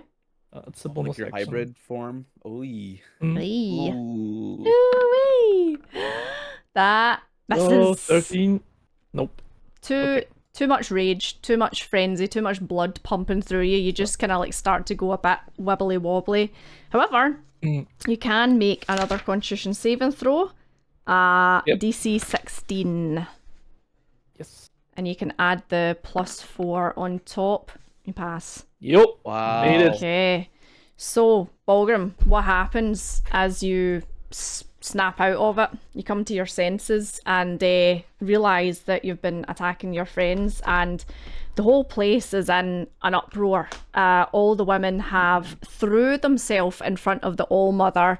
Zareva is standing a couple of inches away from you, looking as if she's about to hit you as well. And there's just screams as people are in a full-blown panic. And I'm immediately drawn back to when I wake up after my first transformation, when I wake up in the woods, like being covered in blood, ripped off clothes, don't know where I am, don't know what happened, have just flashes of imagination in my head, like screaming blood and everywhere, and I'm like just shaking and lay down and have eyes wide open and being like, not again. And that's where we'll take a 10-minute break. Back. Thank you, Boogie. Thank you. Right. Okay, let me pop the music back on. Ominous music intensifies. This very ominous moment just happened. As Bulgrim just found out that the claws he's been wearing are cursed. Raptor, welcome. So yeah. You find yourself, Bulgrim, on the floor, cradling yourself, rocking back and forth, trying to convince yourself that what just happened didn't just happen. The screaming kind of calms down, and take it away. I try to get out of this room. Like, on shaking knees. I'm more crawling than walking, like knocking things off and try to get out. And Seraphon, Sorn, you see him? I'll follow. Oh, Rash. Older. I'm just kind of turning and facing else. It's like, we're sorry. It's not common. You are safe. And I have to tend to my friend.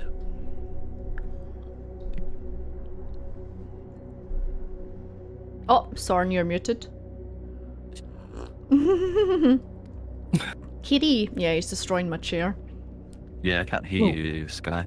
Yeah, Discord was being funny earlier. Professional streamer, by the way. Say something, Soren. No, you're still muted. Yeah. Well, you know Discord. No, Hello? Hi. Yeah. Hi, there we go. Yeah, we can hear you. Thank you. Yeah, I would say the same thing. It would be, yeah, please excuse us. It's safe. A moment. And I'll So- dart out with. Balgrim, if you remember right, this corridor, this room that you find yourself in is quite long. Are you crawling like the entire way, or are you getting up Yeah, at any it's point? like it's a mix. It's a mix of crawling, walking, and like bumping into corners, and just trying to get out in the open. And then she leaves. Okay. So you crawl crawl your way down the set of stairs on all fours, and a couple of the women kind of like see you coming and like give you a wide berth, like move out the way for you, and eventually you find yourself outside with Sorn and Seraphon following behind. I take some. I'm looking for some corner or some where I can still sit for a second and take my breath. Absolutely. And then I just sit there and stare blank, have a blank stare, and like, he looks a bit like he can't believe what happened.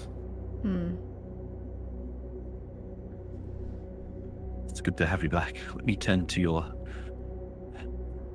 the injuries we gave you.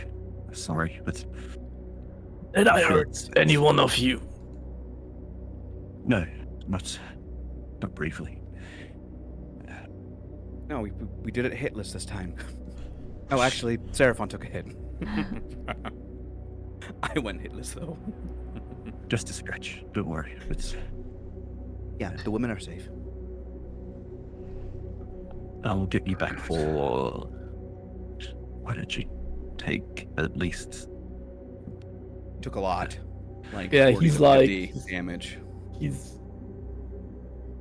looks very beaten. Like, most damage came from the necrotic, so Yeah, that was he has a lot of wrinkles and white hairs now. I'll get you back for. Well, I know it's purely performative because I'm about to fully sleep, but 30 and 6. Wow. So I'm up to 49, looking a bit 8d6 better now. necrotic. Yeah. Frick. That's a lot. Yeah, that could get him very close to unconscious each time. Like it did today. Yeah. The claws. Is it still? Soren will look. Is it still attached? Just to kind of confirm his. It's still yeah. there, but as you look, Balgrim's hand's bleeding from underneath, like it's seeping through the material. It's kind of dripping down the actual claws itself. Seems as if it's maybe like embedded itself a bit in his flesh. Oh, the glove's your new skin hand.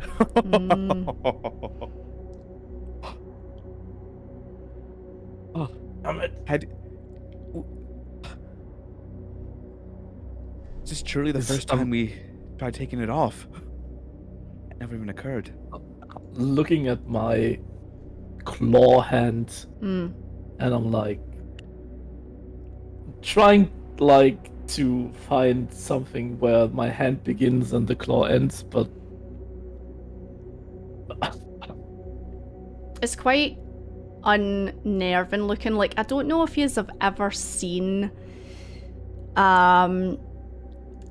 like people that have worn rings for too long and their skin's actually started like growing over it and things. Ooh. Yeah, it kind of looks like that. It looks like, so these are like leather gloves. So you've got the leather glove and then you've got the claws on the end, almost like the fingernails.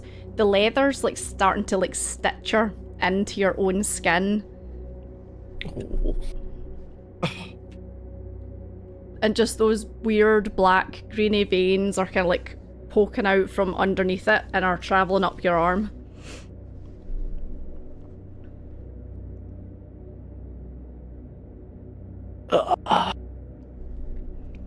this It's like looking at. trying not to it's touch my face with this claw thing. Yeah. It's like looking at Get this the like. sweat. Looks like I'm not the owner who's exchanged something for Bella.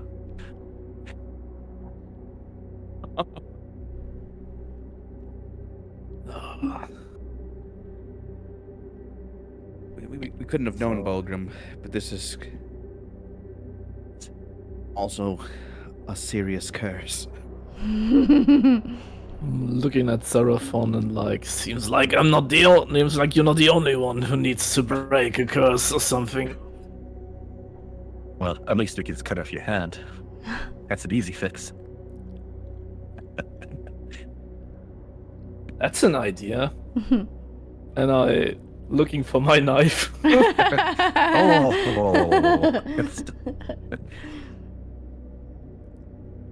you could cut your hand off and tie it to a stick.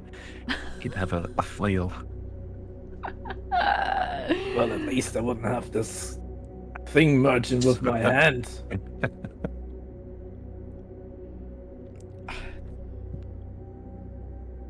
There might be some way to remove it safely, but I guess it's stuck on for now. So as you are sitting outside having this conversation, one of the women runs out and is kind of like looking around and spots the three of you and shouts over, "Bulgrim! Curse bearer! The All-Mother wants to talk to you!" What? He just shakes his hand and is like, I hate this name, but it never was truer than now.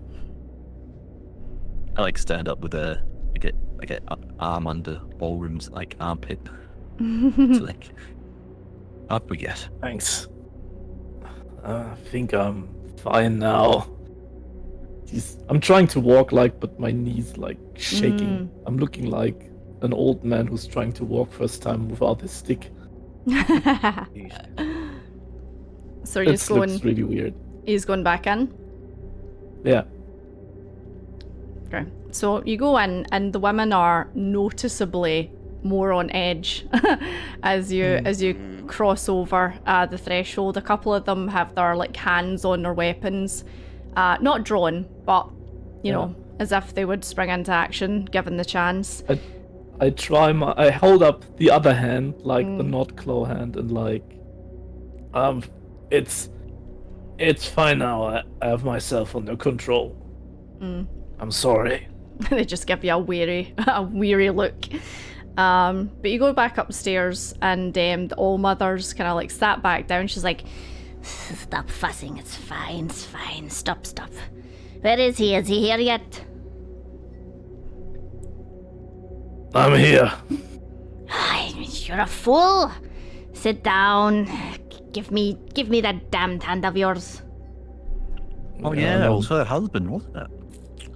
And I'm holding up the merged hand. and she like kind of reaches out and starts feeling it. And she's like, stupid, you put it straight on, did you? Yes. We were in danger. I had no choice. Oh, you're as stupid as my husband was. Well, I suppose you've figured out that it's cursed. Yeah, somehow. Well, So, can I? What can I do? Like, this? It seems like it's merging with my hands. Can I get it off somehow? you will become more and more beast-like as the days progress, as did my husband. This is why he went away to that island. The only way to get this off is to find the source of the curse and remove it. You mean?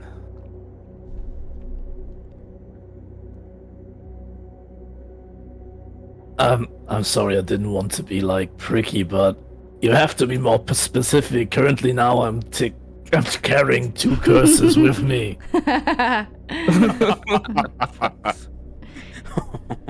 The curse did not start with my husband. He picked it up from these claws as well. He spoke of a monstrous beast that he once hunted many years ago. Awful, with tooth and claw, bloodshed. It would ravage small villages, killing anything in its wake. He believes that the curse started with this beast, and it drove him mad trying to find it. Just to be in the same spot. I have goosebumps. this was very well. I told you these Okay, claws. Katie, thank you. I told you these Thank you, claws were very made well for you.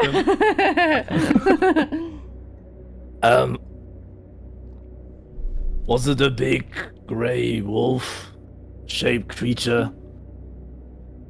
The same.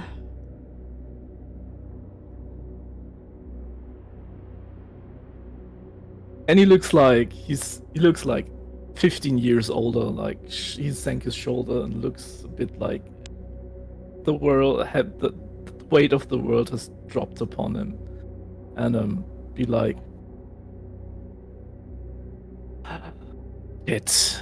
I'm looking for this thing for a long time now. You see, I have a personal bill to settle with it.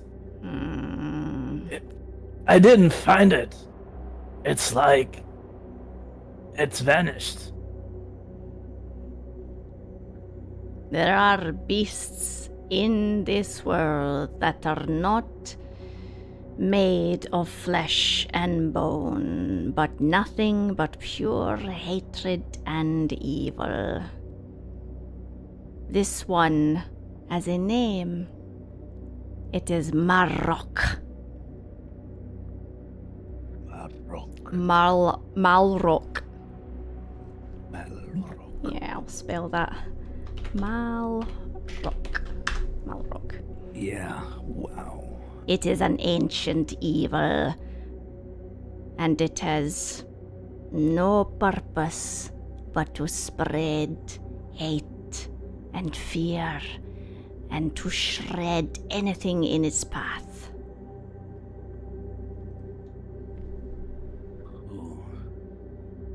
Fulgrim, you're familiar with this. You know what it's... You said that you're hunting this down? What's your connection to this? It killed my brothers, and it is the reason why I am what I am. It made me a lichen. Oh. Soren, you can Long get... time ago. Oh, on you go. Long time ago, me and my brothers tried to hunt down the beast. It was part of our maturity ritual. We were very... Wow. I don't know, you could say brave, but we were very stubborn and stupid, and we thought we can take it down and be the heroes and something. But I saw all my brothers died, one after another, and I was the only one who survived this onslaught. Clawed and bitten and bruised and hurt. When I reached back, the hold fall into a deep sleep. And my father, he cared for me, he tried to heal me. At this moment he thought like I was just hurt, I was just wounded by this animal and nothing else. And I thought too, until the first moon come up, the first full moon. Ooh. I killed everyone who took care of me. I killed servants that were around in the vicinity to support me. And I killed the guards who stand on the watch. When I come to my senses, I was in the woods. And I didn't know what happened. I didn't know how I reached the woods and why I am torn, bloody, and why my hand hurts. And yeah.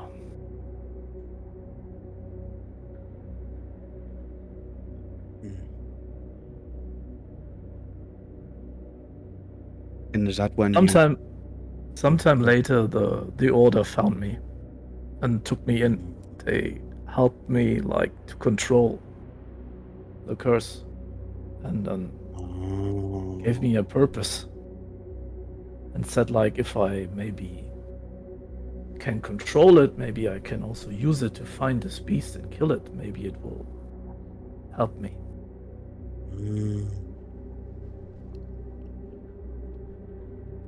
And that was the moment where I see the where I saw the ghosts of my brothers talking to me. Okay, that's what I was going to ask. Yeah, was that when you started seeing it? Yeah. Mm. Sorry. Wow. That's a heavy burden that you've had to bear, Balgrim, by yourself for so long.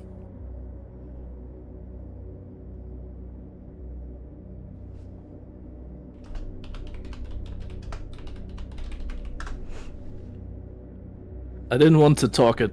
I didn't want to tell you about it before, like, because I don't want to tell you my shame. I don't want to tell you why I am what I am. It's like I didn't want to burden anyone.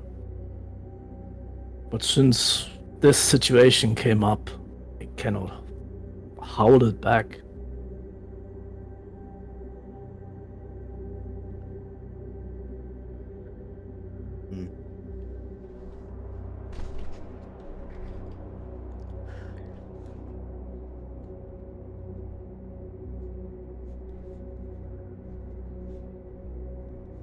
Do you have anything to say, Seraphon? Yeah. Sorry. Seraphon, you usually have good things to say during these moments.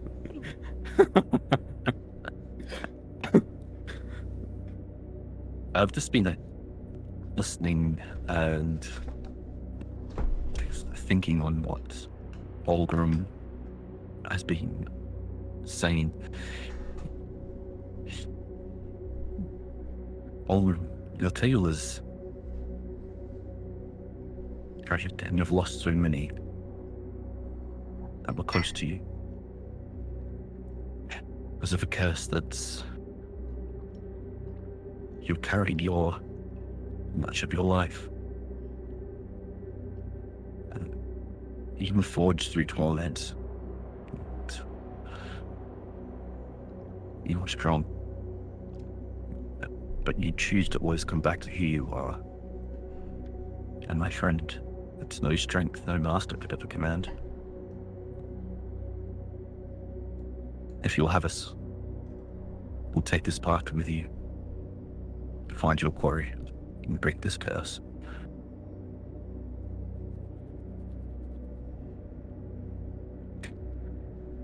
And I just slowly nod. Thank you. Thank you both.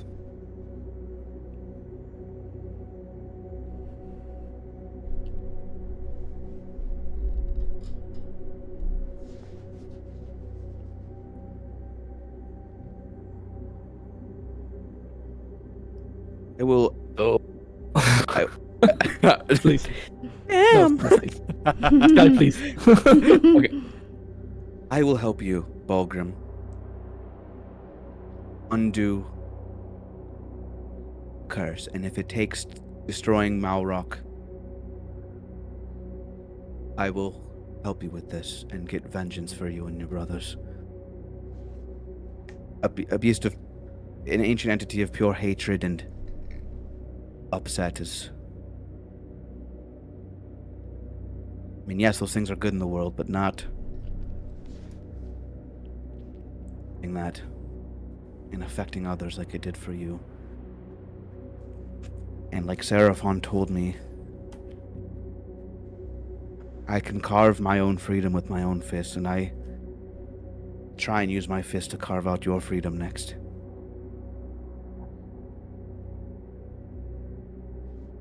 I'll be with you. Thank you, friend.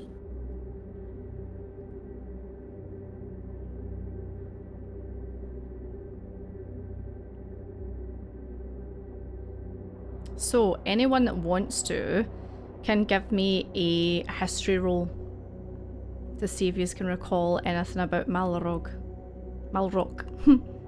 Keep on saying Malrock because it's like Balrog, but it's Malrock.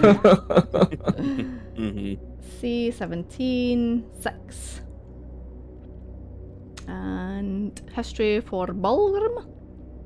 Yeah, I try. Let's see.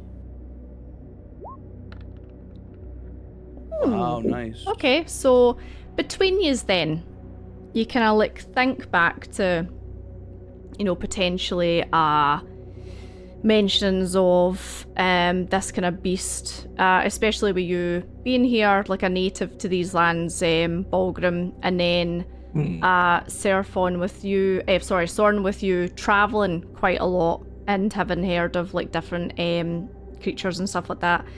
You cast your mind back and together are able to pull a couple of bits of information.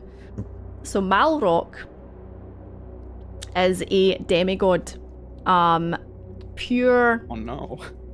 pure chaotic evil, said to have been born of a god of pure evil, and this god basically poured all his hate, all his malice, all his bloodlust into this one being, and is known as God of the Hunt.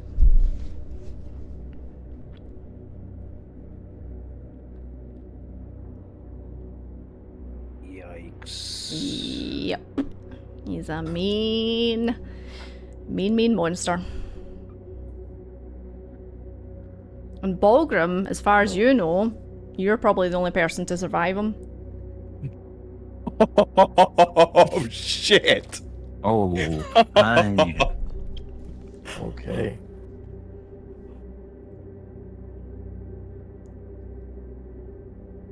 Wow. So, and I look at the old woman. So how do we kill this thing? If this is anyhow possible. Oof, man. I'll make a roll for her. Aye.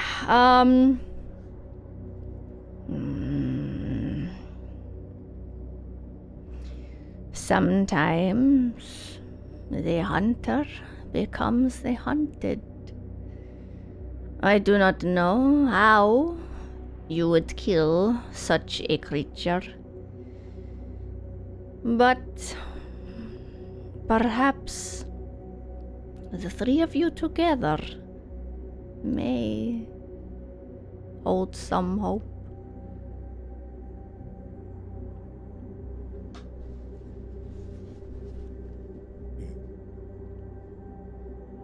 I don't know much about demigods. That's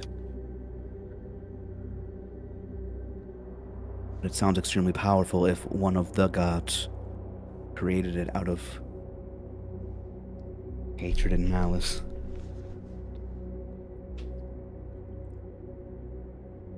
Ooh. And you tried to hunt that with your brothers for a maturation ritual. Yes. As I told you, we were stupid. We were really... We're too fond of ourselves at this day, when I look back. Like... We thought it was a normal big beast that, like, terrorized forest and the villages. Yeah. We didn't know that it was like... that it was this. Yeah. Please.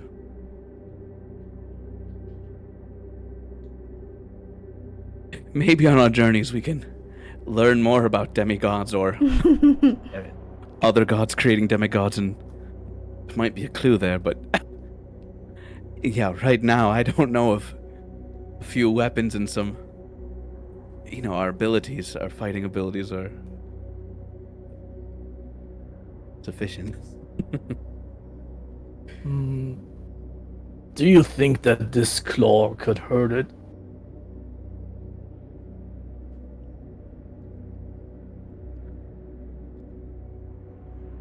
Are you asking me or Allmother? The All-Mother, sorry. She basically tells you that her husband had intended to use this claw against the creature because one of the claws that's on the glove is one of the claws of Malrock. Okay.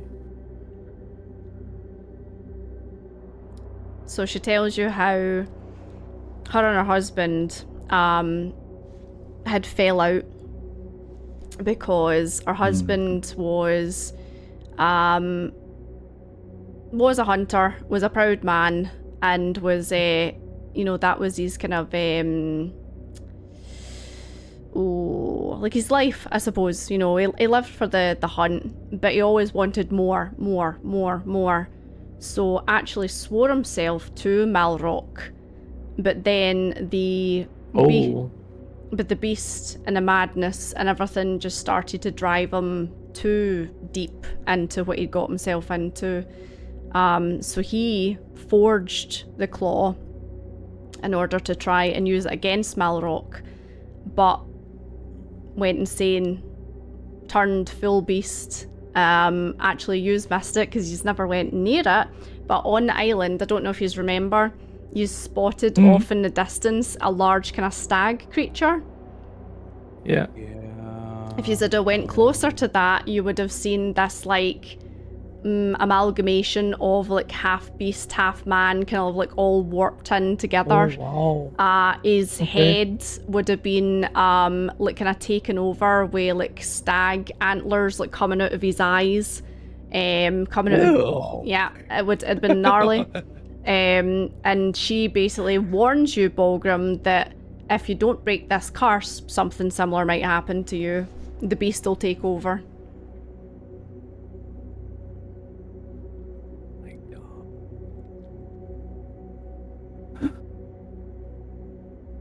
Oh, man. Damn it. Okay. Mother, how much time did I have left? That all I don't know. How long took it for your husband? That all depends on how strong your will is. My husband eventually just gave up, let himself be taken over by the bestial instincts. Perhaps you are more strong.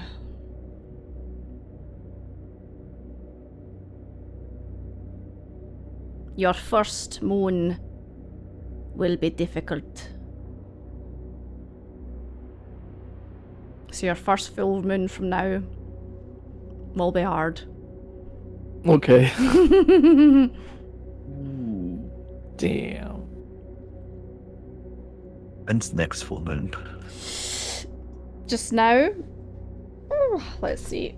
I actually did write down when the last full moon was, but I think it was not too long ago, so you've got a wee while. I'll find it. I'll find it. I'll let you know. Okay. I will make a note, like, next full moon. But wait, you said 9 days on the island, so that actually speeds things up a little bit. Oh no. I'll find it, and I'll let you know. Okay. Next full moon, we're looking more.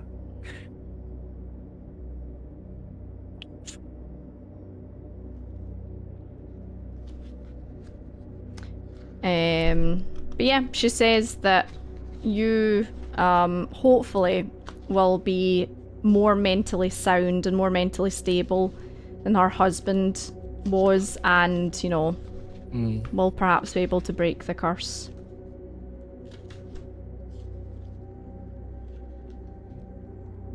Yeah, let's see about that. If you excuse me, I think I have to lie down for a moment. It's a bit too much, the stomach. Okay, the last full moon was the night yous were in the cylindrical tunnel, which was episode 5. So I'll need to like look back on videos and kind of like figure it out from then. But I'll let yous know. Thanks.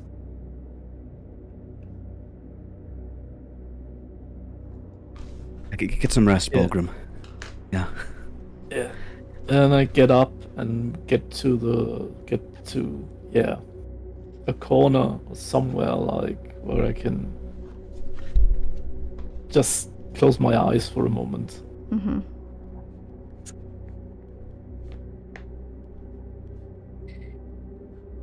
Yeah, this is night time, so if you want to do a long rest, then you are more than welcome to.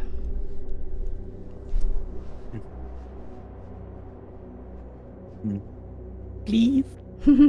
Yeah. Please. I need it. Yeah. Okay. Yeah. Bulgrim, Are you just wanting to do anything before your long rest, or? I need to speak to the old mother. Yeah. The old mother's still sitting up, just kind of like talking to our daughters. It's like approach and sit across my legs. Old mother. Dragonborn one. Yes.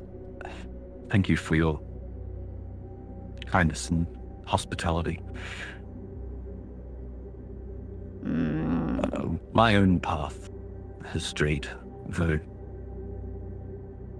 fixing it, resolving it, my regrets are not so easily fixed as killing a demigod. This place, this area, this tower, this is your new home. Yes. And we've fought hard and to win it for you.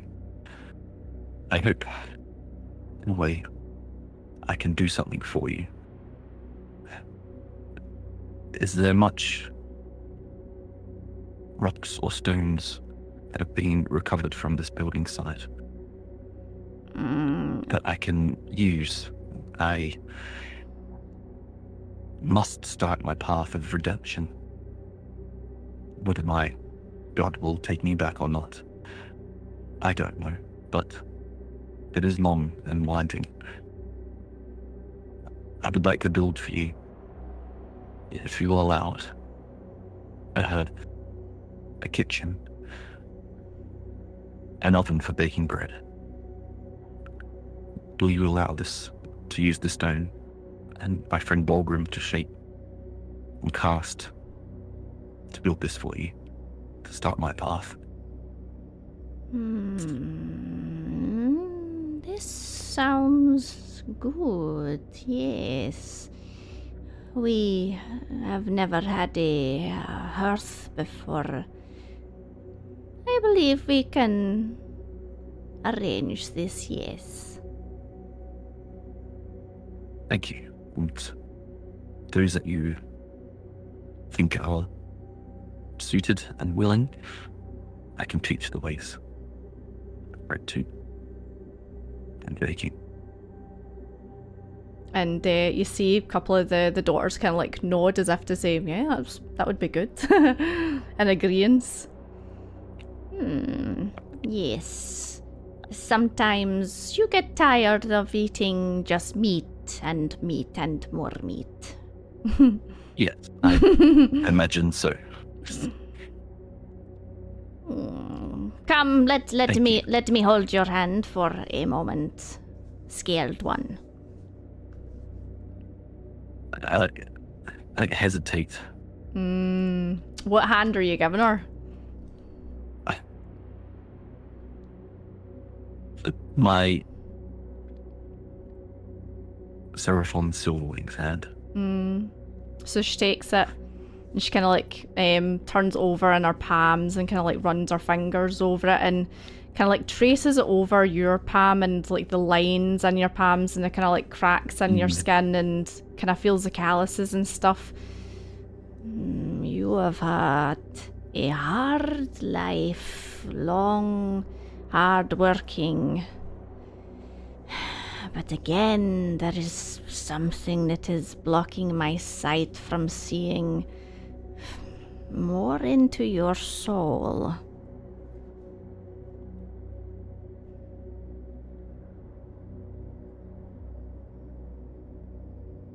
What blocks you is the choices I've made. The act I made for strength and power to aid me with my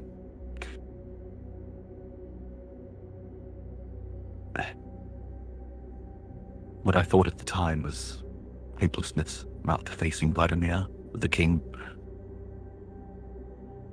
I made a pact with Orgoroth.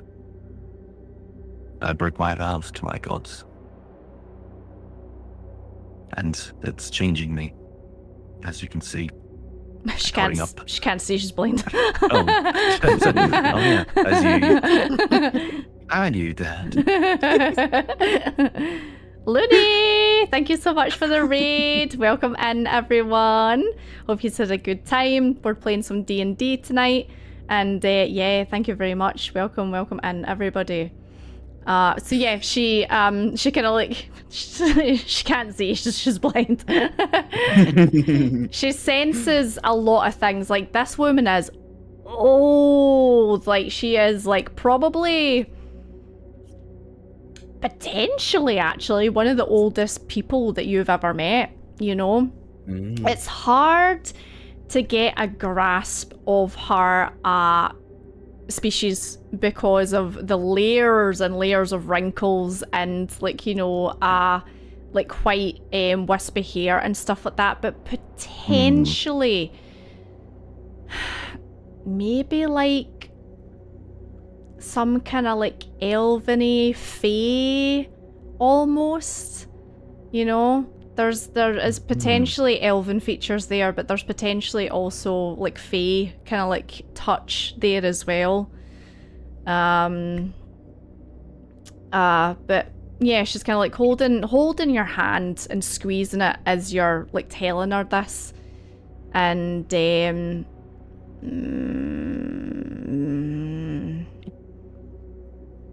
do you know what it is that you have gave up for this power?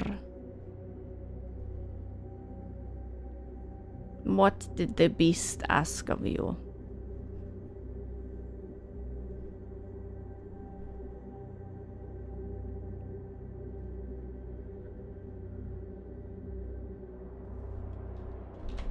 Asked me to want us to kill Vlad?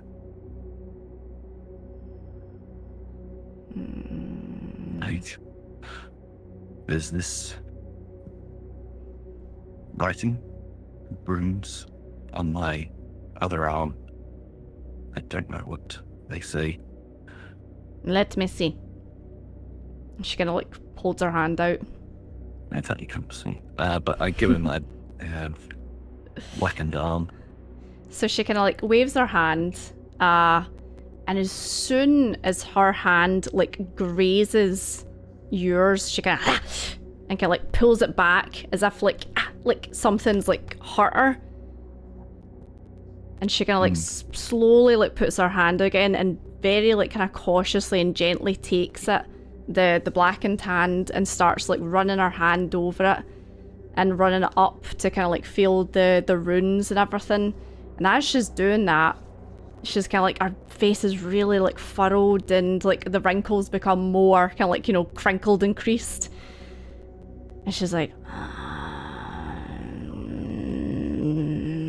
blackness and shadow, smoke, fire, splitting of the earth. And she just starts like rambling all this kind of like, I mean, she starts speaking in different languages, something very similar to what you heard Grogoroth speak when you were down in that kind of like, that place with him. And she kind of pulls her hand away. And she looks horrified at what she saw.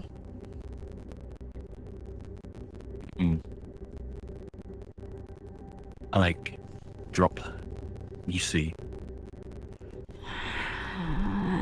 My mistake. Shadow, blackness, darkness surrounding you. This is bad, my child. This is bad. I do not know how you will be able to break this. I am sorry, I'm sorry, I'm sorry. She kind of like strokes your face. She looks so worried. Something's crackly. Maybe the music. Thank you.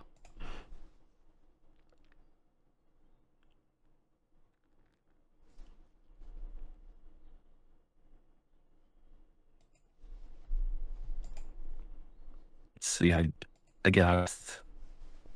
looked so dejected and hunched and down. You see, I chased power and I lost myself. I'm trying to regain it, but I don't know how. Only through X. That I hope to appease one X. To take me back. And to break these chains that bind me. It may be impossible. And I may die along the way. I don't know what to do.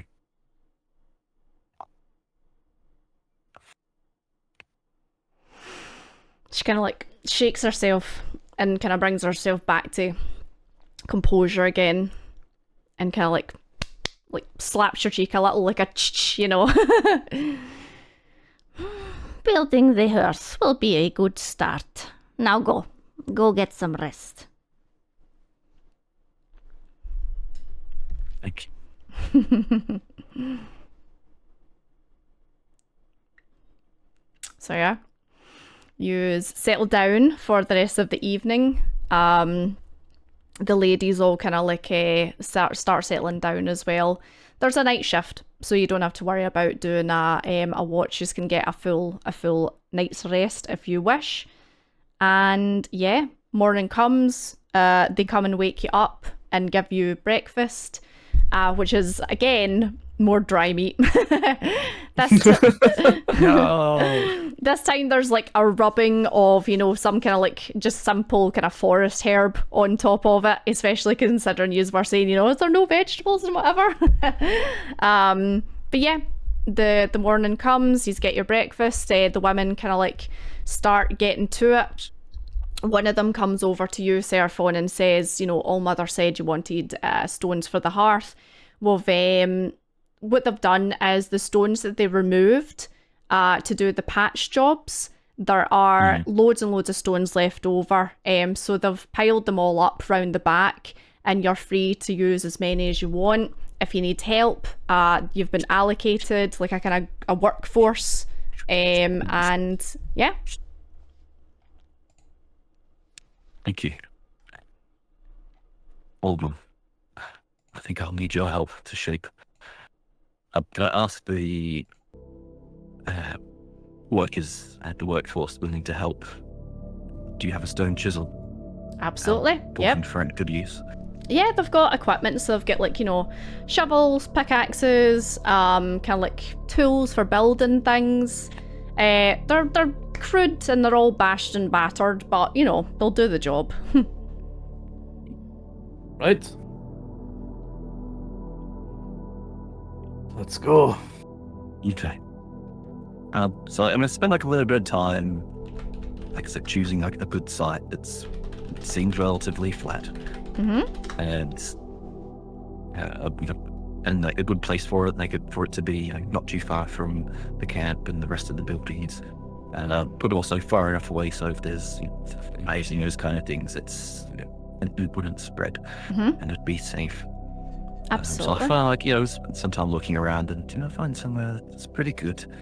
And it's a little bit unsettled, so I say, this area, it needs to be flat, level. So like this, just hit the ground, start. I take my warhammer and just start thumping it to make it so just to level off the ground, so it's as level as can be. Yeah. It's like, Bulgrim, can you start maybe splitting some of these stones up? Then it's going to make a good base, and I'll need some stone shapes to make a dome. I will get to work. Taking up the pickaxe and then trying to flatten the area a bit.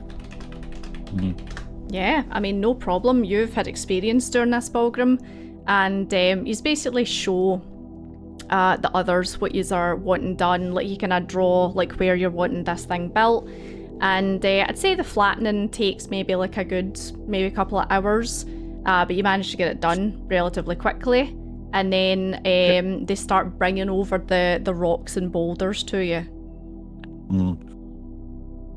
And Rock is very keen and very excited to help as well. So you see him kind of like jump down off of you, Seraphon, and kind of like run over to behind the building, and you just hear a oh my god, and next thing you know, so Rock is like yay high, like he's a teeny tiny guy. He comes round the corner with a massive boulder, and he's like, Rock. Like, he's carrying this thing, and it's like twice the size of you, Seraphon. The women are all just like standing back watching him, and he kind of looks at you, Seraphon, as if to say, where'd you want it? Could he do that all the time? I'm looking really astonished. Bulgrim looking at him like really astonished for this small size. You've not seen him do this before, and he turns round to you, Bulgrim, and instead of saying rock, he goes, boulder. There's two words. Wait, did you say something else than rock? Rock. He's learning. He's evolving. So as it's like quite a large rock. It's huge. It's massive. It's the size of a car. It's like rock. It's like sit here at the. I guess I'm pointing to like an area that, in my mind, is going to be the entrance. So it's not going to form part of the building or the structure. It's going to be essentially a monolith that we'll carve something into. Okay, so yeah, he just kind of like, it kind of squats down and goes, huh, rock, and then just kind of like throws it and it lands perfectly where you want it. Take a step Rock. back when he throws it. Actually, let's make a roll for him. Uh-oh. It's a 6 or a 9. That's a 9, he's So fine. So Rock has like a +10 to strength. Yeah, sounds like it. I mean, he has a mountain spirit, so he's probably, good with rocks and boulders and stuff like that. Yeah, maybe easier for him to lift up earthy stuff. Interesting. Yeah. Oh. I like take some of the coral that we got from the people. Like the tritons. Yep. Like I could tell him and say, "Good work, Rock. He just kind You of can help. takes it and kind of chews on it. You can help bringing stone and to bring that to us. Thank you, Rock. So between Rock and the workforce, they bring like everything over, and I take it you've kind of like sketched out the outline of where you want things and. Yeah. Okay. Yeah. So they'll start placing it down, and then what are you wanting Balgrim to do? Soren, are you just like sitting there fanning yourself, just watching them? It kind of seems to Soren kind of like a too many cooks in the kitchen type thing. He is not he's small in stature, not that strong. So Okay. I'm kind of just probably gonna hang out. Okay. Yeah. Hang out and Yeah, I'll be think of Arishka. Yeah, I'll be watching. I'm kind of interested in seeing how Seraphon, the master of, because I'm thinking back to London and how he operated a business with the bakery and stuff. So it's interesting for Soren to see someone making like an oven, like a brick or stone oven from the ground up to bake breads. It's not something that he's seen before. And it's nice to see Seraphon passionate about something, because you've seen this light like radiating from Seraphon the day that you met him, when he was in the bakery, and when he seen you two eating that mouldy bit of bread and was appalled, and then came out and offered you some of his his homemade bread. You haven't seen that light in a long time. Transylvania wears people down. It brings out the worst in them. It just corrodes at them like an acidic, something. And it's hard, it's hard here. And even the goody two shoes, Seraphon, has had his, his cracks and his breaks shown over the last couple of weeks here. But it's nice to see the sparkles still there, But Balgrim, what's Seraphon getting you to do? So what's your, and I point at the boulder. What's your vision with this thing? What do you want it to be like? I think for now we'll build the stone oven, and Okay. that's all. So I need flat pavers first for the foundation and the floor. We'll build that up. So I need those as they're doing that. So as you're also like shaping and like getting at least one edge flat. Okay. We can do that for the foundation. I'll be like, as you're passing to me and doing that, I'll be, I guess, like scratching into them, like glyphs and just symbols of Fornex. To almost like bless them, even though right help it means. And I don't feel that what would have used to flow through me. It's So for big chunks, I take the pickaxe to remove remove the rock. But for more detail work, I take the hammer and chisel. Okay, dokies. You can give me. You can give me an athletics roll. Why not?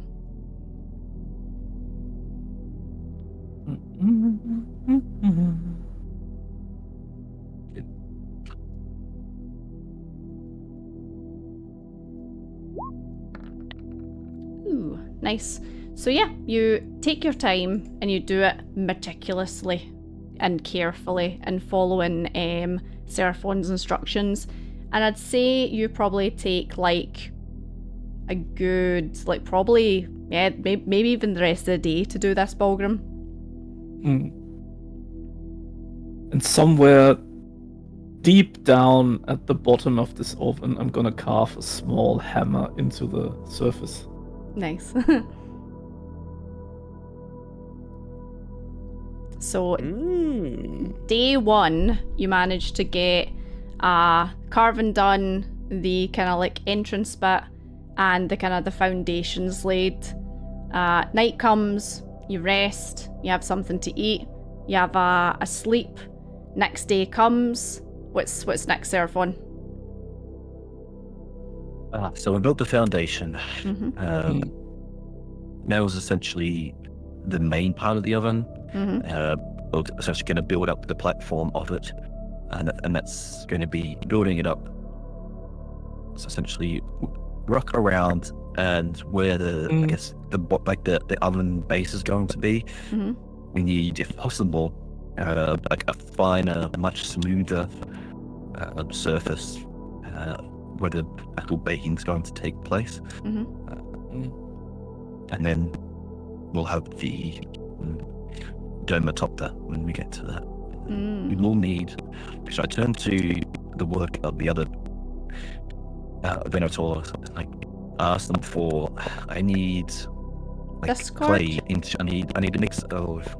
You guys are crackly. If you want to rejoin. Thank you, Mike. Thank you. So I need a mixture of. Wait for the senior. So I need a mixture of like clay, like hay, to act as an insulation. That's going to go over that little sit between. So when you get to the dome, it's going to be brick dome, chimney, clay, brick on top of that to act as insulation. But yeah, so first it's again that part, the base and oven base. So what I'm doing now is I take a rock, like a big one, and I'm trying to first flatten the upper part of the rock, so it's just like it does need to be just like a flat surface, but mainly. And then I take the chisel and the hammer, and I'm going to carve squares into the upper part of the rock, like 9 squares. And then I think it's taking me most of the day to do this. Yeah, so again, this part, like the actual building of the hearth itself, will take another entire day. However, Balgrim, rock gives you help. So rock kind of like you put the boulders and the rocks down, and rock basically like hops up on your shoulder and kind of like ding ding ding ding ding ding, like kind of and listens to the rock, like when he's tinking it with his wee finger, and then kind of goes rock as if to say like, you know, hammer there, and then goes rock, hammer there, and together you've managed to kind of like split the rocks evenly, get them all kind of like layered up. The workforce, they go and get like all the material to stick it all together, so like the insulation stuff and that. Seraphon, you kind of like watch over everyone and kind of tell them to, you know, lay it here, do this, put the insulation in there. So again, that's another entire day probably taken up. And so in the gaps we fill the material for the bricks, and then like so we can do more bricks than just one, and then we cover it up with material that you can burn, and then we just let it burn so that they become hardened, and then we can put them out of the thing.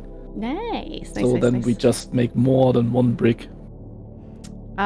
Cool. So day 3, are you putting something over this to protect it from weather, or are you just having the base and the hearth? Sorry.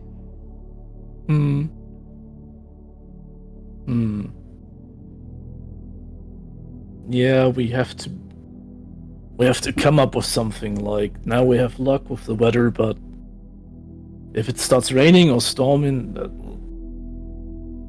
Which you guys have seen rain and hail and storm here. Actually, while we're doing this, Soren, you give me a roll on the random events. I forgot that we had redeem. It is. What's the die? I think it's a decided die. D10. Let me just double check. I really need to add a tab for this because I can never find it. We'll I say think during the days. workforce. Sorry. I think the workforce has to assemble something like that we can put over all this stuff. So maybe if they have time, I tell that to Seraphon that maybe some kind of. Oh yeah, they can finish that up maybe. Yeah. Big, like a wooden enclosure, essentially. Yeah, to something cover like it this. and That's protect also it. fine. Yeah. They could whip that up, no bother. It'll take them again, maybe like another day or two, but they can do that. Weird. On days 2 Sorry, and Sky. 3, yeah, Soren would probably start playing games with Rock in between his tasks. Okay, yeah. Most And- of which would be Soren quickly darting into the construction work zone, grabbing like fragments of rock, of stone and rock, like the leftover chippings of Balgrim and Seraphon chiseling away, and then I dash back and just feed Rock whatever fragments I find. Cute. That's So sweet. that's what he would spend especially on day 2, doing that. Since Lot of chiseling on day 2. okay, and then a D10. Let me see. D10 it is. 5. Okay. So, on day 3, we'll say this happens. Yous are kind of standing there, marveling at your work that you've done, and the All Mother comes over, and all the Venator tribe kind of gather round to kind of see what yous have built. On day 3, yous are all standing outside, and there is just a sudden shadow that covers the entirety of the area, but it is there and then gone, as if something just for a couple of seconds blocked out the sun and then it's gone again.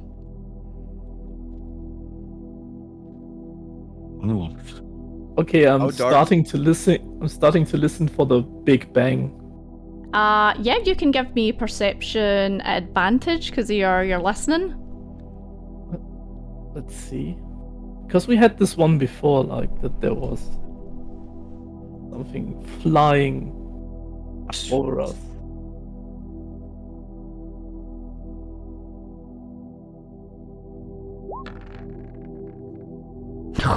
My God. Okay, Damn. so all you see this, the sun basically disappears for a second as if it's an eclipse and then comes back again. And they're all kind of looking round, and Soren and Seraphon, yous are listening for the kind of the whistling noise that you associate with the big bits of building flying down and crashing into wherever it lands. There's nothing. You can't hear anything. But Balgrim, you're amazing hearing. You kind of stand still and listen, and you hear a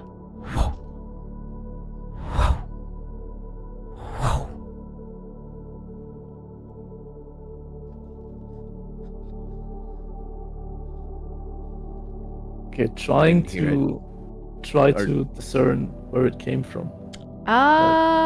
from east.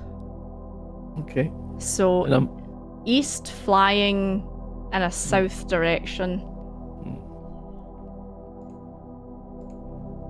I'm pointing in this direction and be like, okay, it's landed over there and skipped, I guess, 3 times before it came still.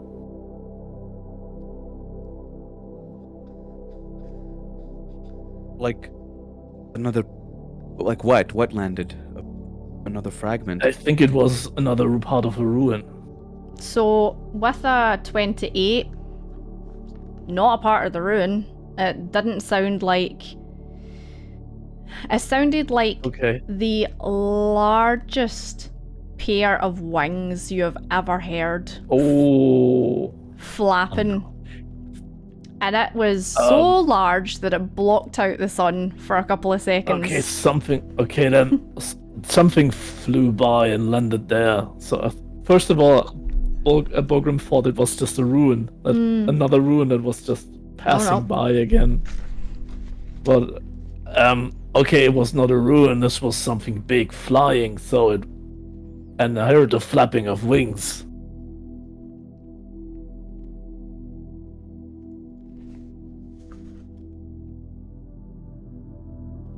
I think everyone should take cover and hide then. Yeah, shall we investigate?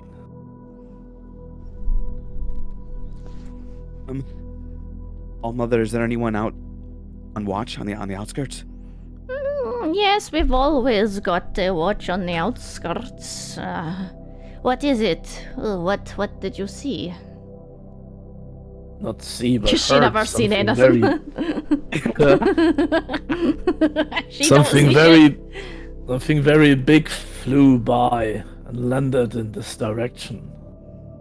It had wings, so that's what I heard.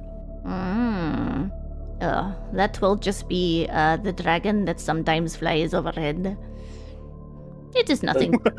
It is nothing to worry about. Sometimes lies here. So what?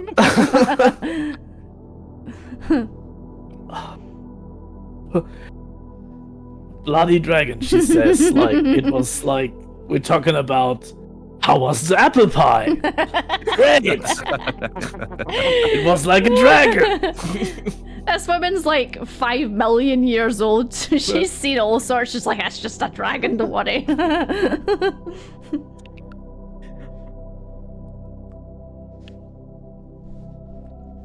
My goodness. A dragon just casually flies around the countryside.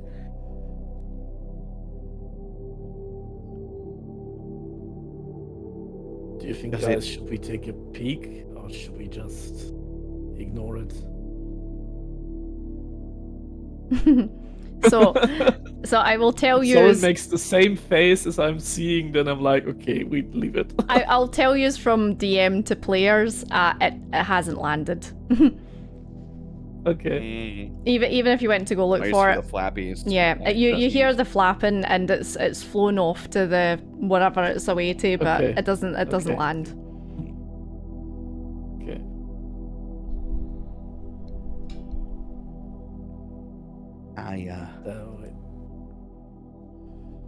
Yeah, we try and avoid a dragon.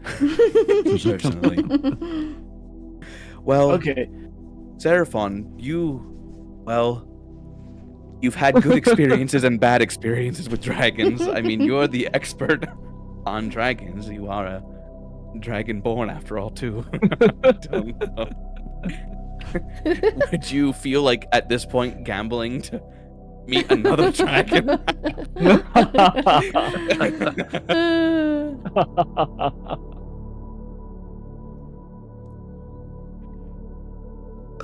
As much as meeting another dragon is appealing, my labor lies here. I must finish this.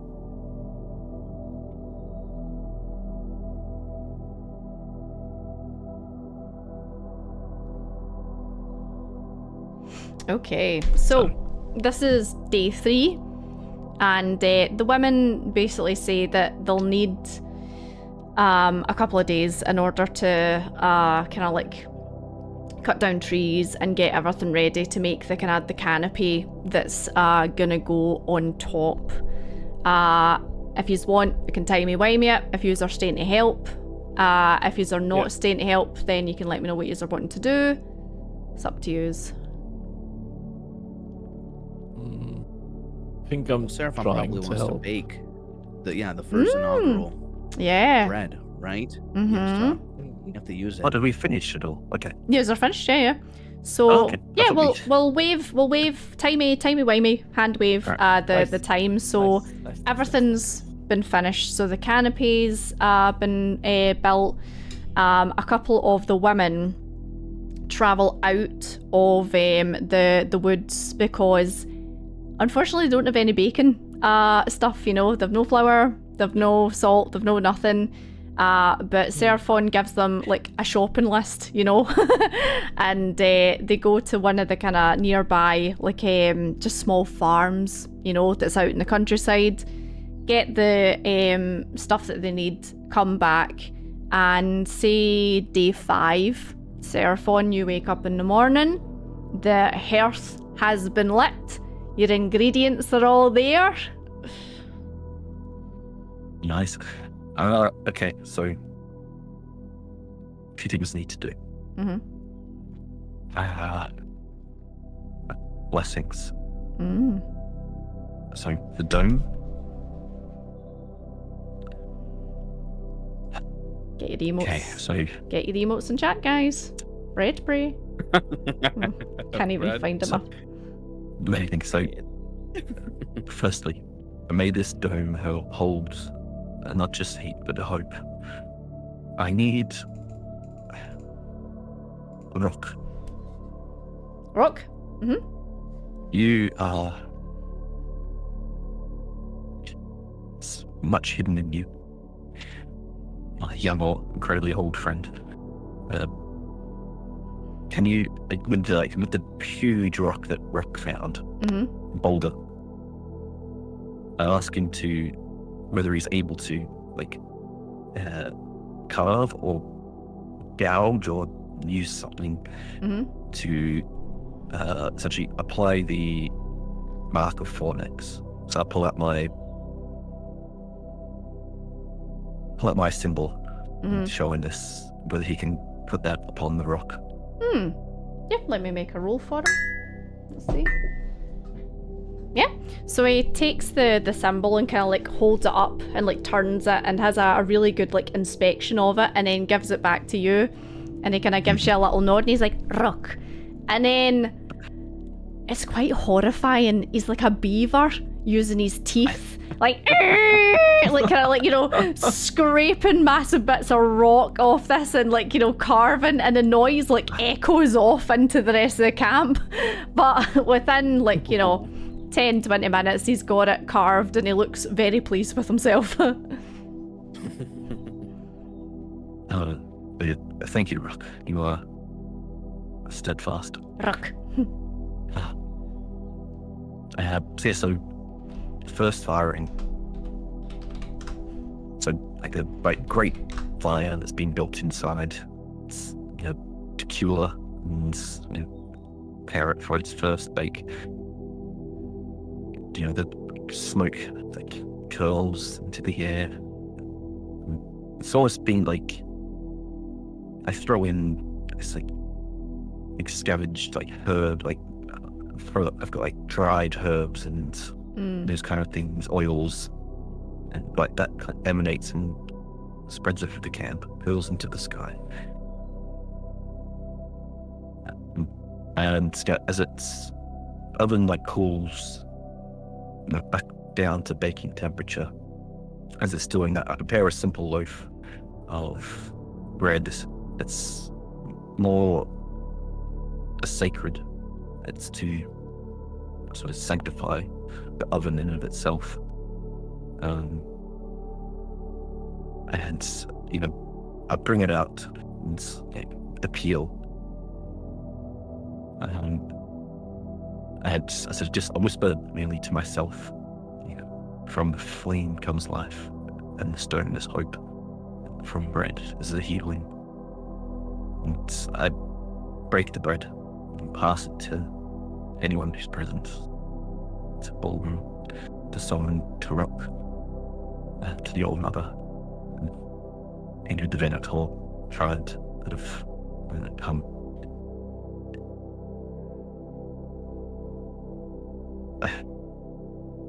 Thank you all. You carried the stones of the oven when my faith was crumbling. I'll carry your burns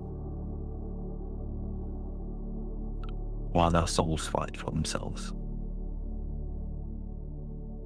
And in my head and heart, try to call upon Fornex and say a silent prayer. Please wrap this new oven for our friends in twilight and shadows. May your spirit imbue and protect these people. For myself, I expect nothing. I've abandoned, but I am built for those around us.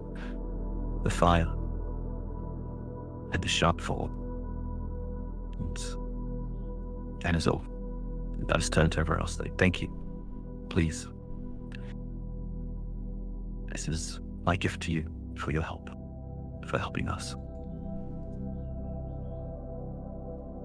I'd smile and say, please, eat a taste of the bread. And yeah, the Venator women all kind of like give like a cheer of congratulations as they dig into the bread and kind of like set to moving more stuff into the actual wee building that you've made, more supplies that they've bought. And yeah, they seem extremely grateful. A lot of them come up and congratulate you, thank you, say that they're eager to learn how to make bread, and that this will be a great opportunity for them because they keep to themselves, you know. They don't really like spread out into the rest of civilization here, towns or the dwarven settlement or anything like that. So they see this as maybe like an opportunity as well.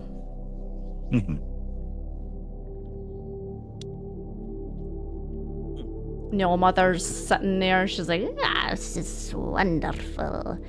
Not only the bread, but the warmth from the hearth as well. It feels good on the old bones. Thank you, Seraphon. We truly have been blessed by you. Thank you. No, thank you. The rock here is strong. It's quiet and settled, and it will hold the heat.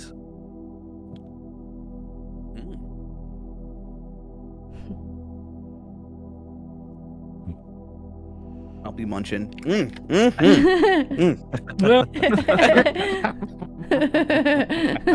it a try. Yeah, nodding along. That's good, Seraphon. It's been a while since we've had some nice fresh bread from you. Always a treat. Balgrim's pretty much got a whole loaf hanging out his mouth. Yes, I think so begins my path. I hope to Fornex's light. So this is day 5 he's on. Yeah. Any so is day 5. want to give me a little perception check? Dang. I mean, yeah. Seraphon. There you go. No. Been too busy. I just been, Too busy with the braid. Anyone else wanting perception checks? I can roll perception. Sure. Please, Open anybody, please. Okay. Thank you. So yes, Seraphon, you're very much distracted. However, as he's kind of like going round and kind of like carrying stuff and like turning his back to you and you used to have seen the rate at what the black scales have been spreading. As the days go on, they consume more and more of his body.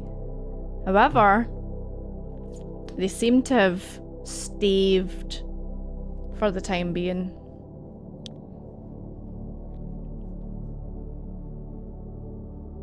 There's been no more growth in the last 2 days.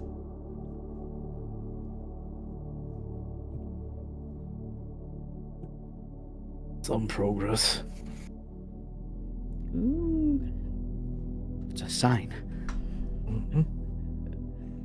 Ooh. Ooh.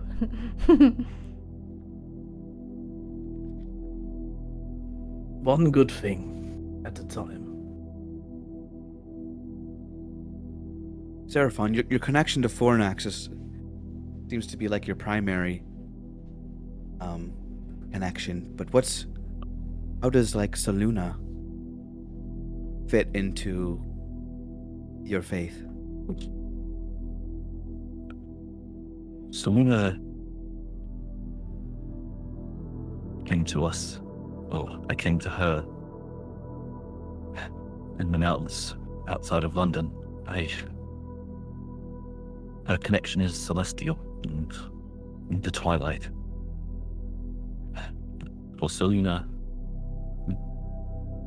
I don't know. Perhaps upon my return, if Fornex accepts me and I survive breaking Golgoroth's bonds, Saluna may return. But I don't know.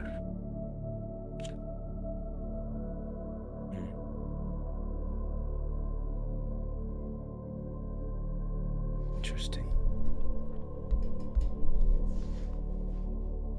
So Zariva comes over to you and extends her thanks to you as well. And says, so are you staying here for a while, or are you going back to Transylvania? What are you doing? Well, have you heard of a settlement called Traitor Town? I don't think so. Traitor Town. It doesn't sound familiar. Where is it? Supposedly to the southeast of the country, near Tavros. And we think that we'll find answers or more clues on our journey over there. It's unexplored for us. I know that a lot of that area was destroyed, considering that that's where the fighting started, but there's probably something down there, I'd imagine. Yeah, that's what we're hoping. And with this newfound information about Balgrim and his curses and Seraphon and his state, I just hope we find something there. Yeah, I'm sorry, Balgrim. My father, he was a bit of a bastard. And he let the darkness take over. I hope that you can break it. Thank you. I will try my best. Because if you remember right, she is also cursed with the curse of the lichen. But she's a werebear. So similar. Which is pretty cool. She's a werebear. But if you're going there, we can give you some supplies. And yeah, I hope you find some answers.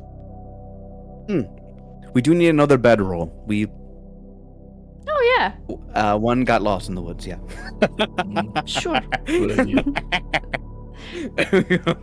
Goddamn pixies stealing bedrolls. Yeah. Troublesome Yeah, creatures. it was a pretty big pixie. I've only seen small ones. Yeah, this one was pretty big and pretty ugly too. Like, Oh damn. you can believe. Right, yes, I can get you bedrolls and some furs and things like that, because it can get pretty cold. Of course. I hope to see you again soon. We'll maybe stop by. Of course. Stop by in a few weeks or something and check in. And if there's anything that you think that you could use us three for to help out, don't hesitate to ask. I mean, I think we got everything we need now. And she looks over at the big building and the hearth and stuff like that. We will be here for many years now, I think. No need to move around again, I don't think. That reminds me, Soren. Did you try it out the ring now? Oh. Oh. Oh. 5 days? I probably would have tested it in one of those 5 days. It Maybe. is Or a... now. if I Okay, can. yeah, if you want to pop it on. Yeah, I'll pop it on. Okay. Hopefully this is not cursed. So, And yeah, I'll try and activate it or 50-50. use it. Or Okay. attune to it. Yeah, whatever. okay. 2 seconds, let me pull this up. Just read the description. So, as soon as you put it on, you are briefly surrounded by a silvery mist and you teleport 30 feet in an unoccupied space that you can see. So it is a ring of Misty Step. Okay. Nice! Very GG! nice. That's cool. Yeah. Very So That is useful. you can use it once a day, and Misty Step is a bonus action. And you okay. don't need spell slots to use it. It just That's it's, the once a day use. it's basically like, you know how Frodo, as soon as he puts on the ring, he disappears? It's that. Okay, got it. Nice. Here and there. Here and there. Smoke, mist, that makes sense. Mm-hmm. I could use this. Especially if something grabs me, Mm-hmm. and if I'm not able to overcome it with my muscles, then maybe this could help me escape. Yeah, because I don't think Misty Step procs opportunity attacks. You just No, you yeah, it's a disappear. little teleport. Yeah, you just disappear. Yep. Yep, yep, yep. I don't know, those have gone up in price. Inflation.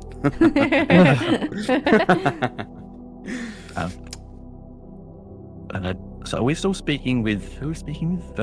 Zariva. Variana? Zariva. Zariva. Zariva. I think that's a streamer variant. Zariva. Zariva. There we go. Zariva.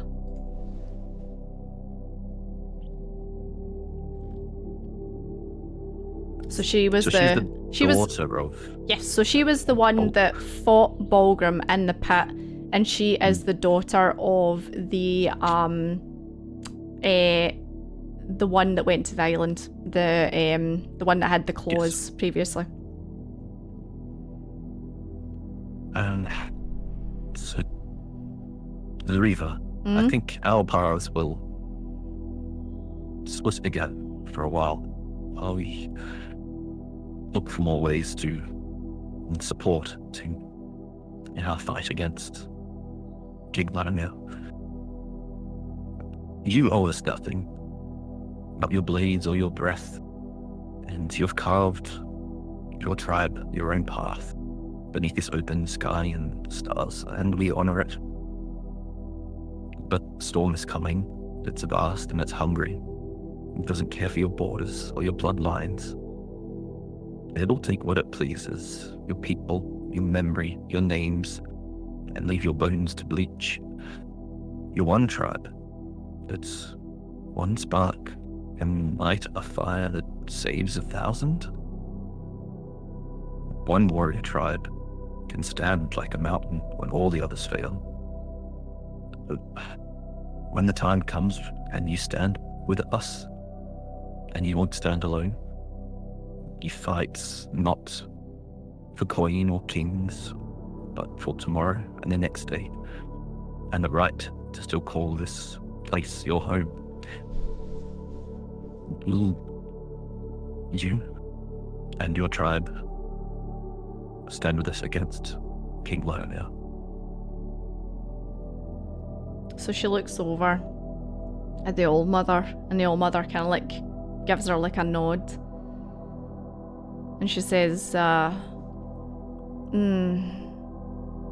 old mother and I had been expecting you to ask this of us. We have never involved ourselves in any of these lands' wars, politics. We ask for nothing, we want for nothing, we live off the land. but the land may be taken from us. If you bring us that bastard's head, Malrock, we will stand with you.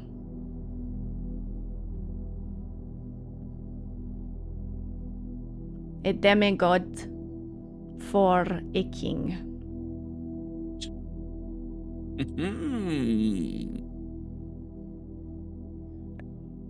We shall bring you the head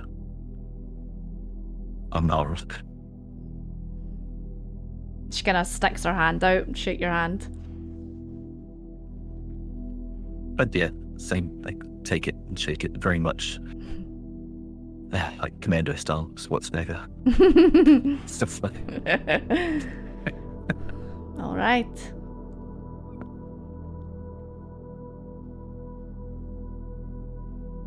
Very well, and we thank you for your hospitality and supplies that you've given us.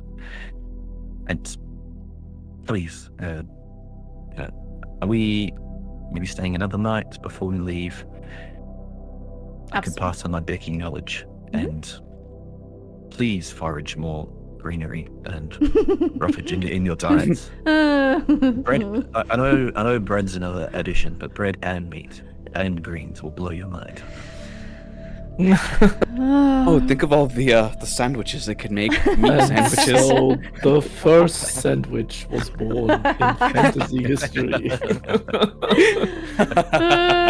Curtis, what is sandwich? Oh boy. Oh man. Next thing They're you very know big is in London. Yeah. peanut butter and jelly. He's just thinking of PB&J. If you crush some nuts. And some berries. Nuts and some berries. Find some wild You honey. can make- You know. So yeah, you can absolutely take the rest of the day to kind of pass on your knowledge, Seraphon. They don't really have like so much pen and paper, but they have like see like the leather you would get from the inside of maybe like a boar or something. They have that, and they're able to kind of like scratch down your instructions as far as like measurements, how long and how to make different types and stuff like that. And yeah, you can have another long rest. So this will be used coming on to day 6. In the morning, you wake up, Soren, Balgrim, you have a wee look at Seraphon.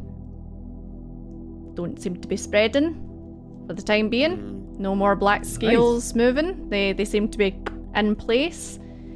And yeah, it is the morning of the 6th day. Like every morning we do like a scale check on Seraphon.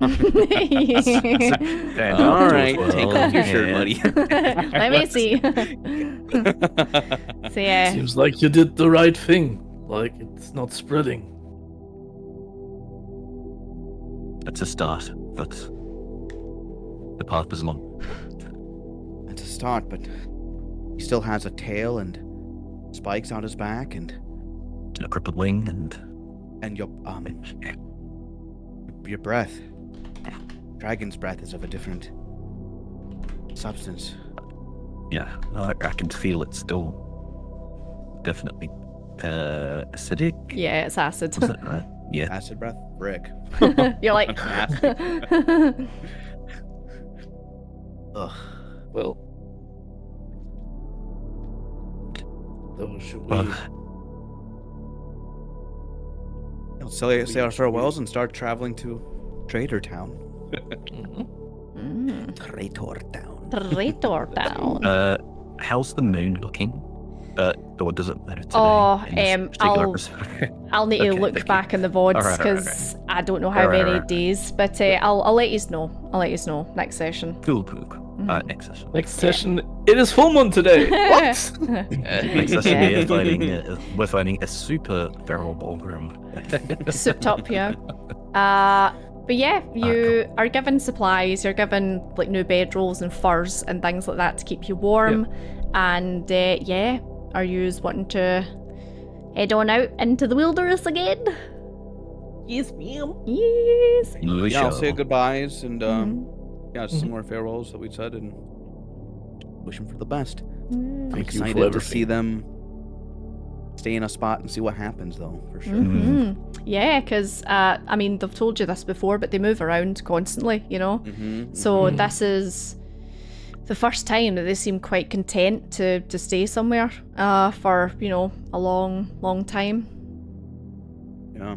But yeah, you get your supplies, get your stuff and things, and let me have a look at the map. So that was a 3-day travel there. So to get to Traitor Town, these are a 2-day travel. So 1 day will be from the ruins to see the small kind of like river. Hold on, I'll move Rock's picture. There we go. So to get to there, to kind of like the wee river, and then the second part of the journey will be the river to the town itself. Okay. So, Mark. 2 checks is what you're asking a piece. Yep. So the first day you can do survival or perception. Everybody. Everybody. Perception. Oh, Oof. cool. So 2 passes and meh, but it's fine. Meh. So on the first day, you spend about half of the day traveling out of the woods. Out of the forest, and forest seems a lot calmer than when you first arrived. If you remember right, the first time you arrived here, it was like you could hear wild animals like off in the distance going a bit crazy, and stuff like that. But now it just seems as if you're walking through like a nature reserve. There's like deer you see kind of bouncing by. There's wee squirrels, foxes, things like that. Nothing horrendous.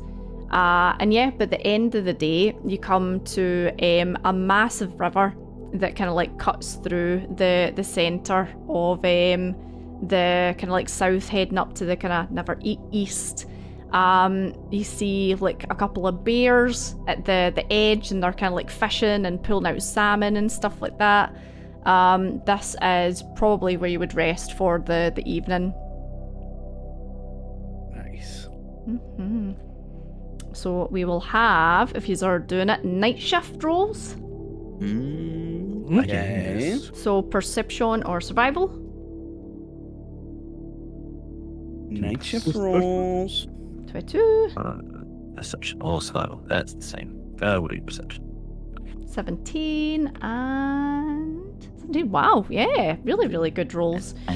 So out here, it is like there's no kind of like trees round about here. This is really just kind of like river and kind of like bits of mountain down to the very south of this place. And you have kind of like found yourself a wee bit that you can tuck yourselves into, start a wee fire, put up the tents, and kind of like look out onto the starry night. And it's beautiful out here, you know. Clean, fresh air, and you can hear the river roaring in the background. During the evening, you hear a couple of animals maybe like down by the river, like using it as a drinking pool. You can hear kind of like, sounds like maybe bear cubs like splashing about in the water before Mama Bear pulls them back into wherever they are sleeping. But yeah, it's a pretty peaceful night, and Rock seems particularly calm here as he just like sits like on top of a rock and kind of like stares out into the night. He seems at peace in this area. You wake up the next morning and you do one more set of rolls, survival or perception. Perception. 19. Oh, actually, 17, can yeah. I want to do survival. Doesn't matter. Doesn't matter. No, I mean, I wanted to look for like natural, like as well as looking about. Look for like natural, wild, like grains and that kind of stuff. that would be But- investigation. If you want to give me a separate roll, you can do that. Alright, investigation is not great. So I don't Nature, expect you much. can do nature or pardon me. Ooh, survival, yeah. nice. Not 20 minus 1, we take it. Let's do that. Let's do that. Seraphon, you know wheat when you see wheat. You see wild wheat. It looks abandoned though. That's the one thing I will say. It looks as if at some point the area that you are currently in was what's the right word I'm looking for? Agricultured. Like, you know, but it's like long abandoned. Long abandoned. And actually, as you get closer and closer to the border of Transylvania, this place becomes barren. There are no trees, there are no mountains, there's no inhabitants, life, or, you know, even birds seem to have abandoned this area. As you see massive black clouds to the southeast as you get closer and closer to the border between Transylvania and Tavros, and down the kind of like slope that kind of like leads to the border, there is a small, by the looks of it, settlement / town. Just a kind of like a cluster of houses, buildings, but round about it there is nothing. This place is desolate, almost like ashen sand everywhere. And it is significantly hotter here as well. Like, traveling around Transylvania, it's mild, you know, it's pleasantly mild with a kind of constant breeze. Here, it is kind of clammy and a bit warmer, and the air's like, yeah, it's a bit sticky. Ew. Right.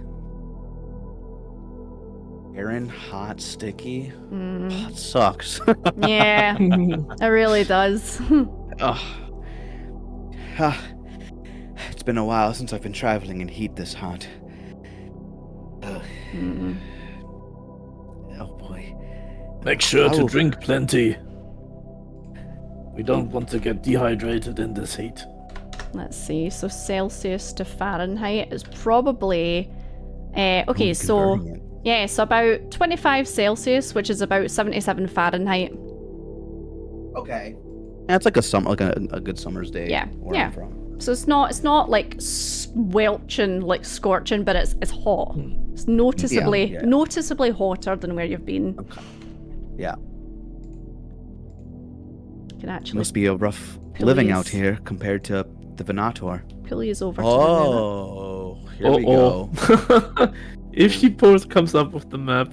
I just want to give you an idea of what you're traveling on. You know, that's a good background. Yeah. Yeah. Yeah, thank you.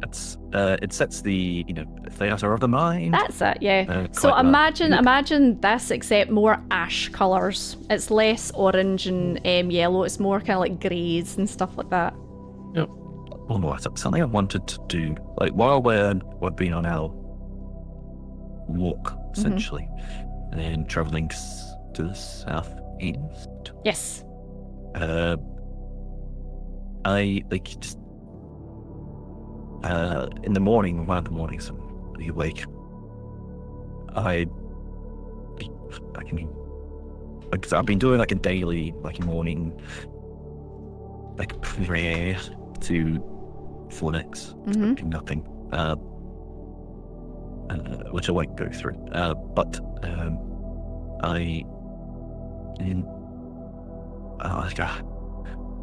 sick of all this walking, and I summon. Oh. Before Your spectral feed. Oh, spell. Oh. Nice. Yeehaw! Wow. Wow. This dark ashen warhorse Ooh.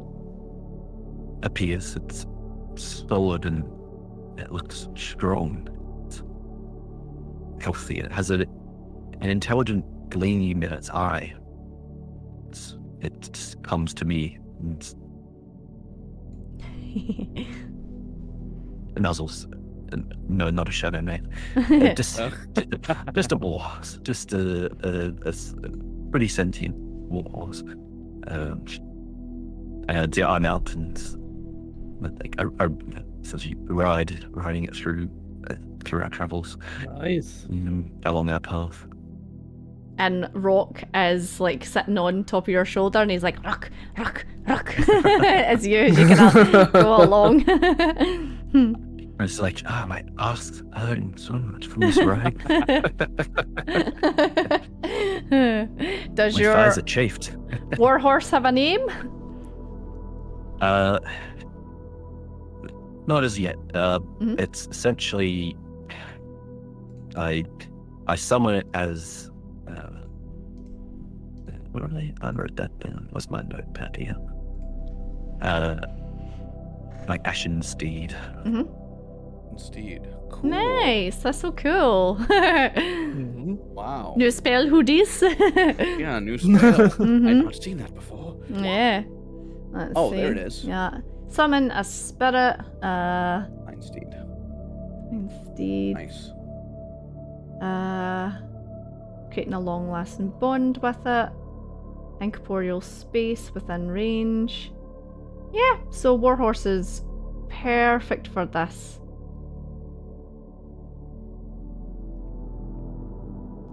You can make any spells you cast.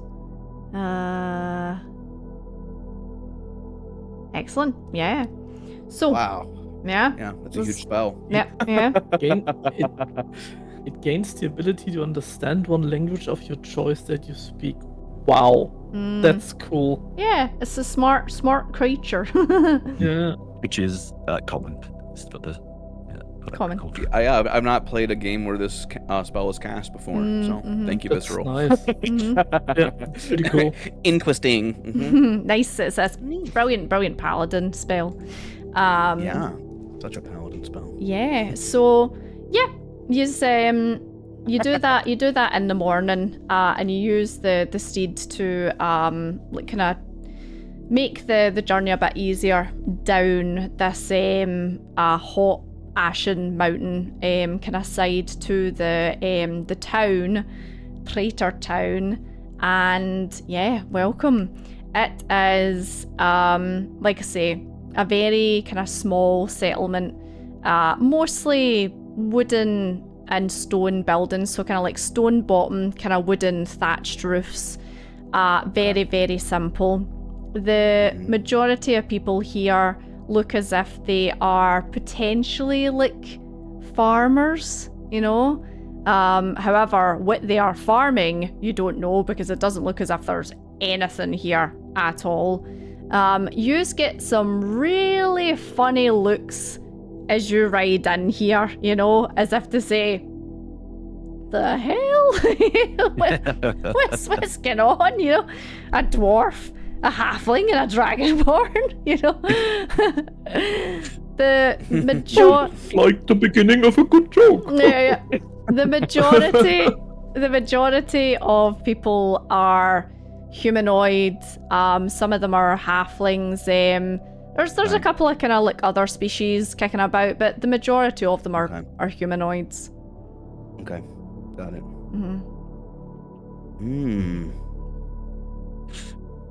Oh boy.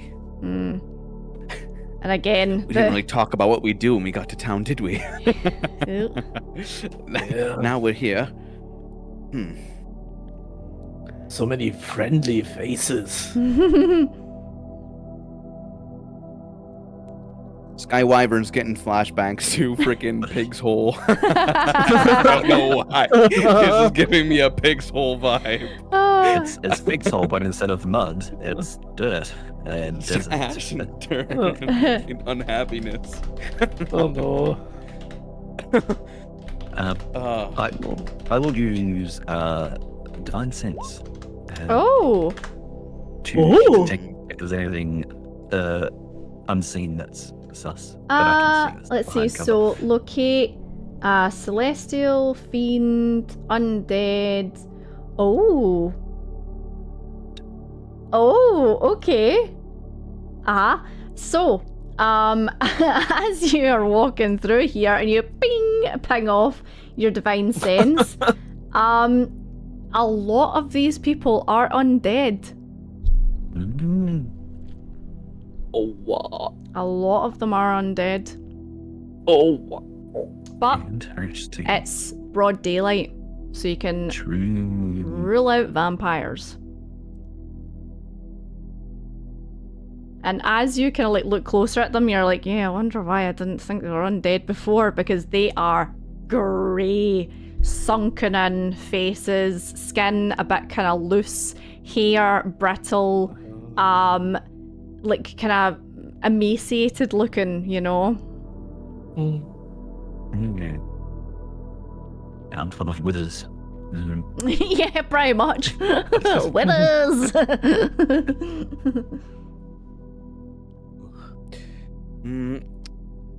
I was thinking we should probably just say that we're adventurers looking to get the layout of the town and see if anyone needs assistance. I don't know, that might be a good start just to get a general layout of what's going on out here.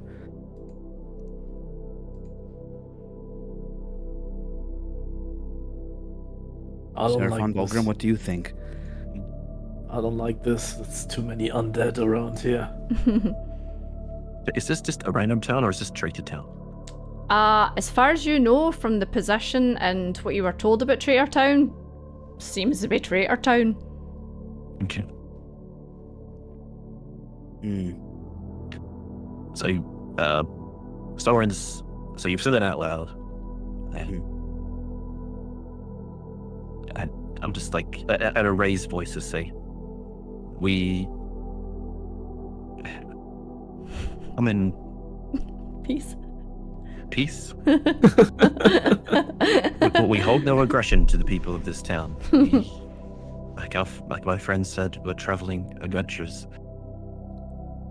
Is there any place we can stay in this town? And Looking around, is there like a is there anything? Is A there lot- or is it just like a there's lot like of- shacks? a lot of them like kind of like, you know, stop and listen to you and then just kind of like, and then about turn and kind of like wander away. Oh gosh, this is such a pig Friendly. soul. Very friendly people.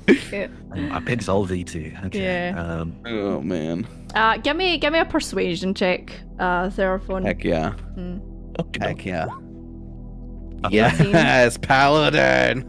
Okay, so there's what, like, as the crowd kind of like clears, there's one that's kind of like standing, just kind of like looking at yous, and is still kind of like staring at the three of yous.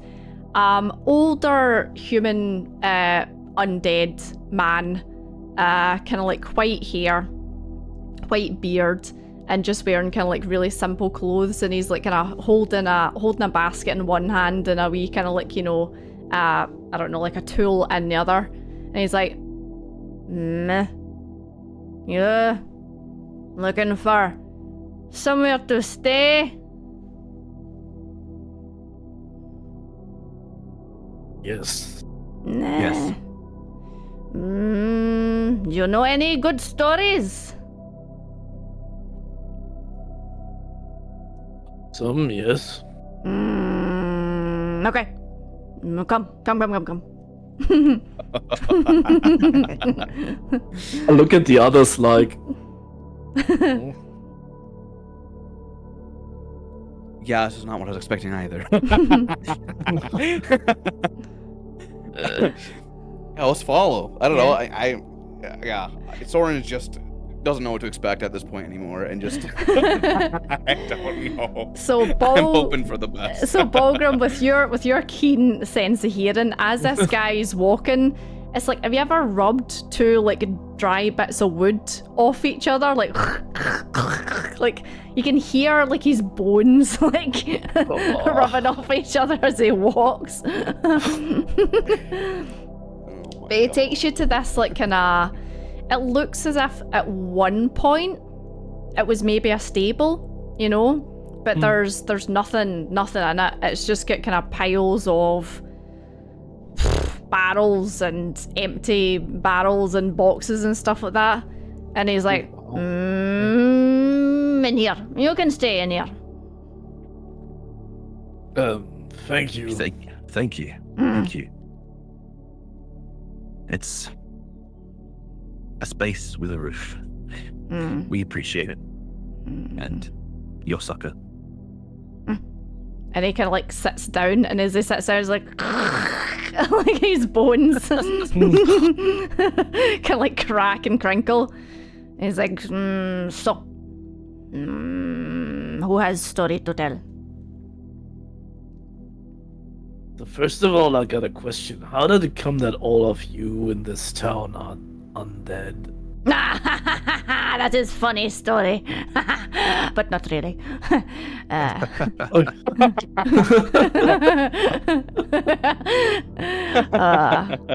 We were from Tavros, and we came. Huh? What? What? No, please continue. Oh, okay. And you see like something fall out his ear onto the floor, and it looks like a maggot. Oh, no. You lost something. And he picks it back up and puts it back in.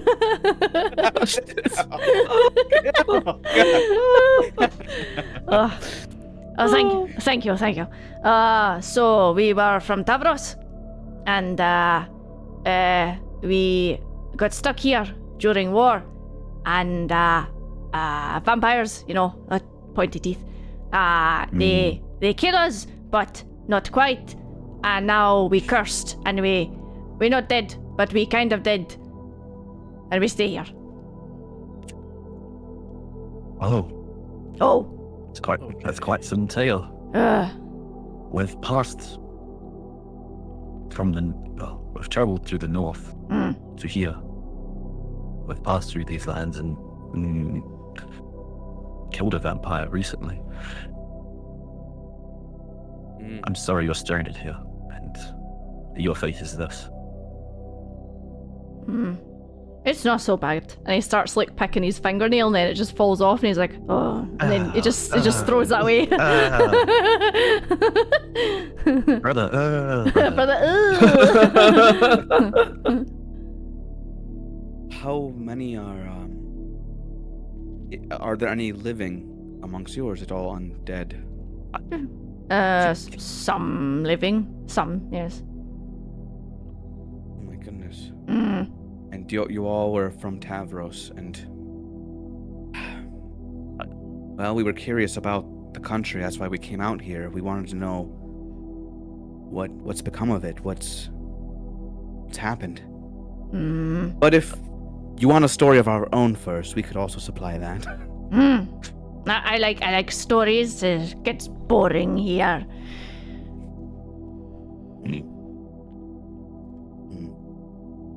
Well, there is a recent tale of Brisma and the Three Adventurers.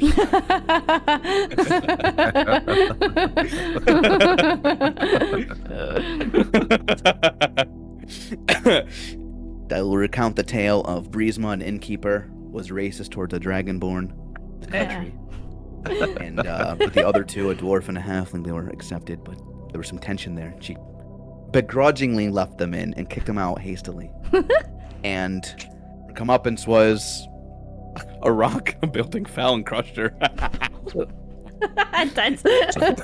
and her business was taken from her before that happened, so she lost everything and died due to her racism. literally one of Aesop's fables. Yes. This is good. Yeah, this is good story. Yes. And he like slaps his knee, and as he slaps his knee, like 3 of his fingers bend back, and he's like, oh, and he snaps them back into place. It's good. It's good. Yes. Racism is bad. Don't do it, kids. If you're racist, a church will fall on your head.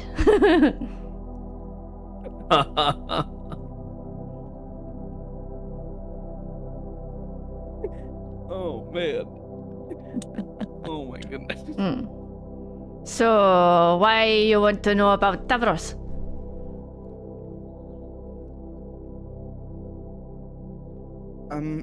Do you know what? Do you know what the other people in Transylvania call this place? No. They call it Traitor Town. Makes sense. Meaning, I think, the country of Transylvania is called people of Tavros slash the settlement here, a town of traitors. So, we, however, think your side has some credibility and that you might be in the right, and we were looking to assist you and uncover more information about the King of Transylvania. Okay. Okay? Okay. Just like that? What? He's an undead guy who's been undead for 30 plus years. I mean,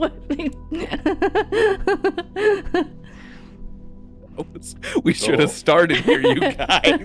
This is the level 5 area. Oh my God. How did you? How long are you being this way? Since the war, which was about 30 years ago. So you can tell us something about the war.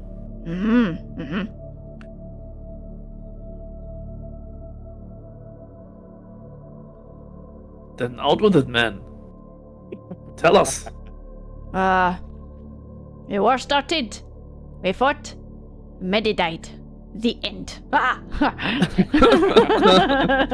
Oh, no. You have to learn to tell a tale. It's not a good tale when you tell it like that. The man's brain is probably like that size now. Decomposed.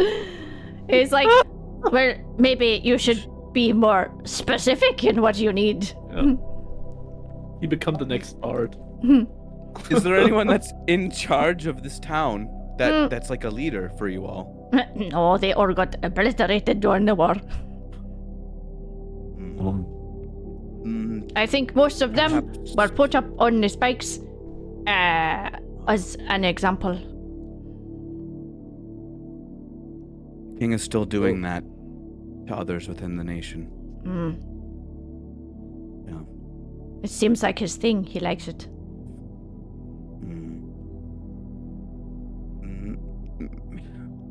Are there only Russian Tavrosians? survivors? Are there any people who were drafted into King Dracula's law that maybe were wounded and were left behind, or were escaped from the army and made that choice? Are there any? Have you seen any centaurs? No centaurs, no. Interesting. There were centaurs during the war, but none of them are here. Yeah. Okay. Damn, this is a miserable existence. And he starts like nodding his head, he's nodding his hair, going Well, bones. maybe there's a way for us to help you all, either to end this curse or figure out how to undo it. You mean go to Tavros? You think that's where the point of the curse is, or what caused all of this? Well, during the war, there was a big floating castle over Tavros, and it just and throw things down and destroy, you know?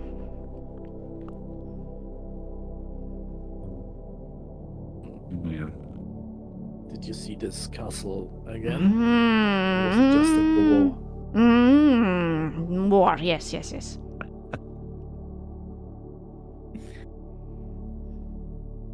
Hmm. We had Well? big ballista, you know, ballista, Mm-hmm. and we shoot into the air. I think we hit something. Oh. But Like you this shot could also towards the be a way castle? like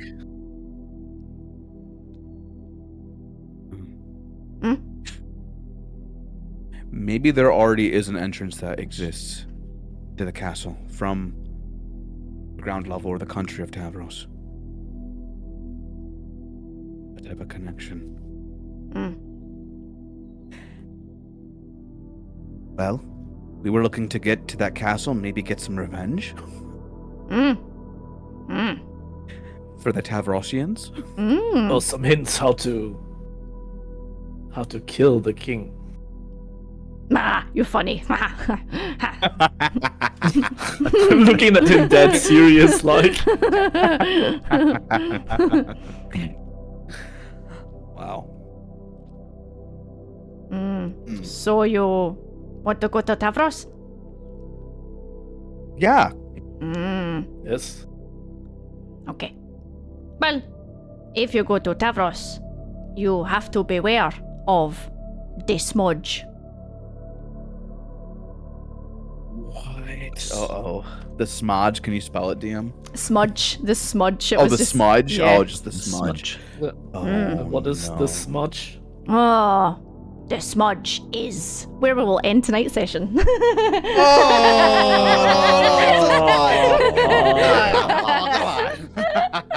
The cliffhanger.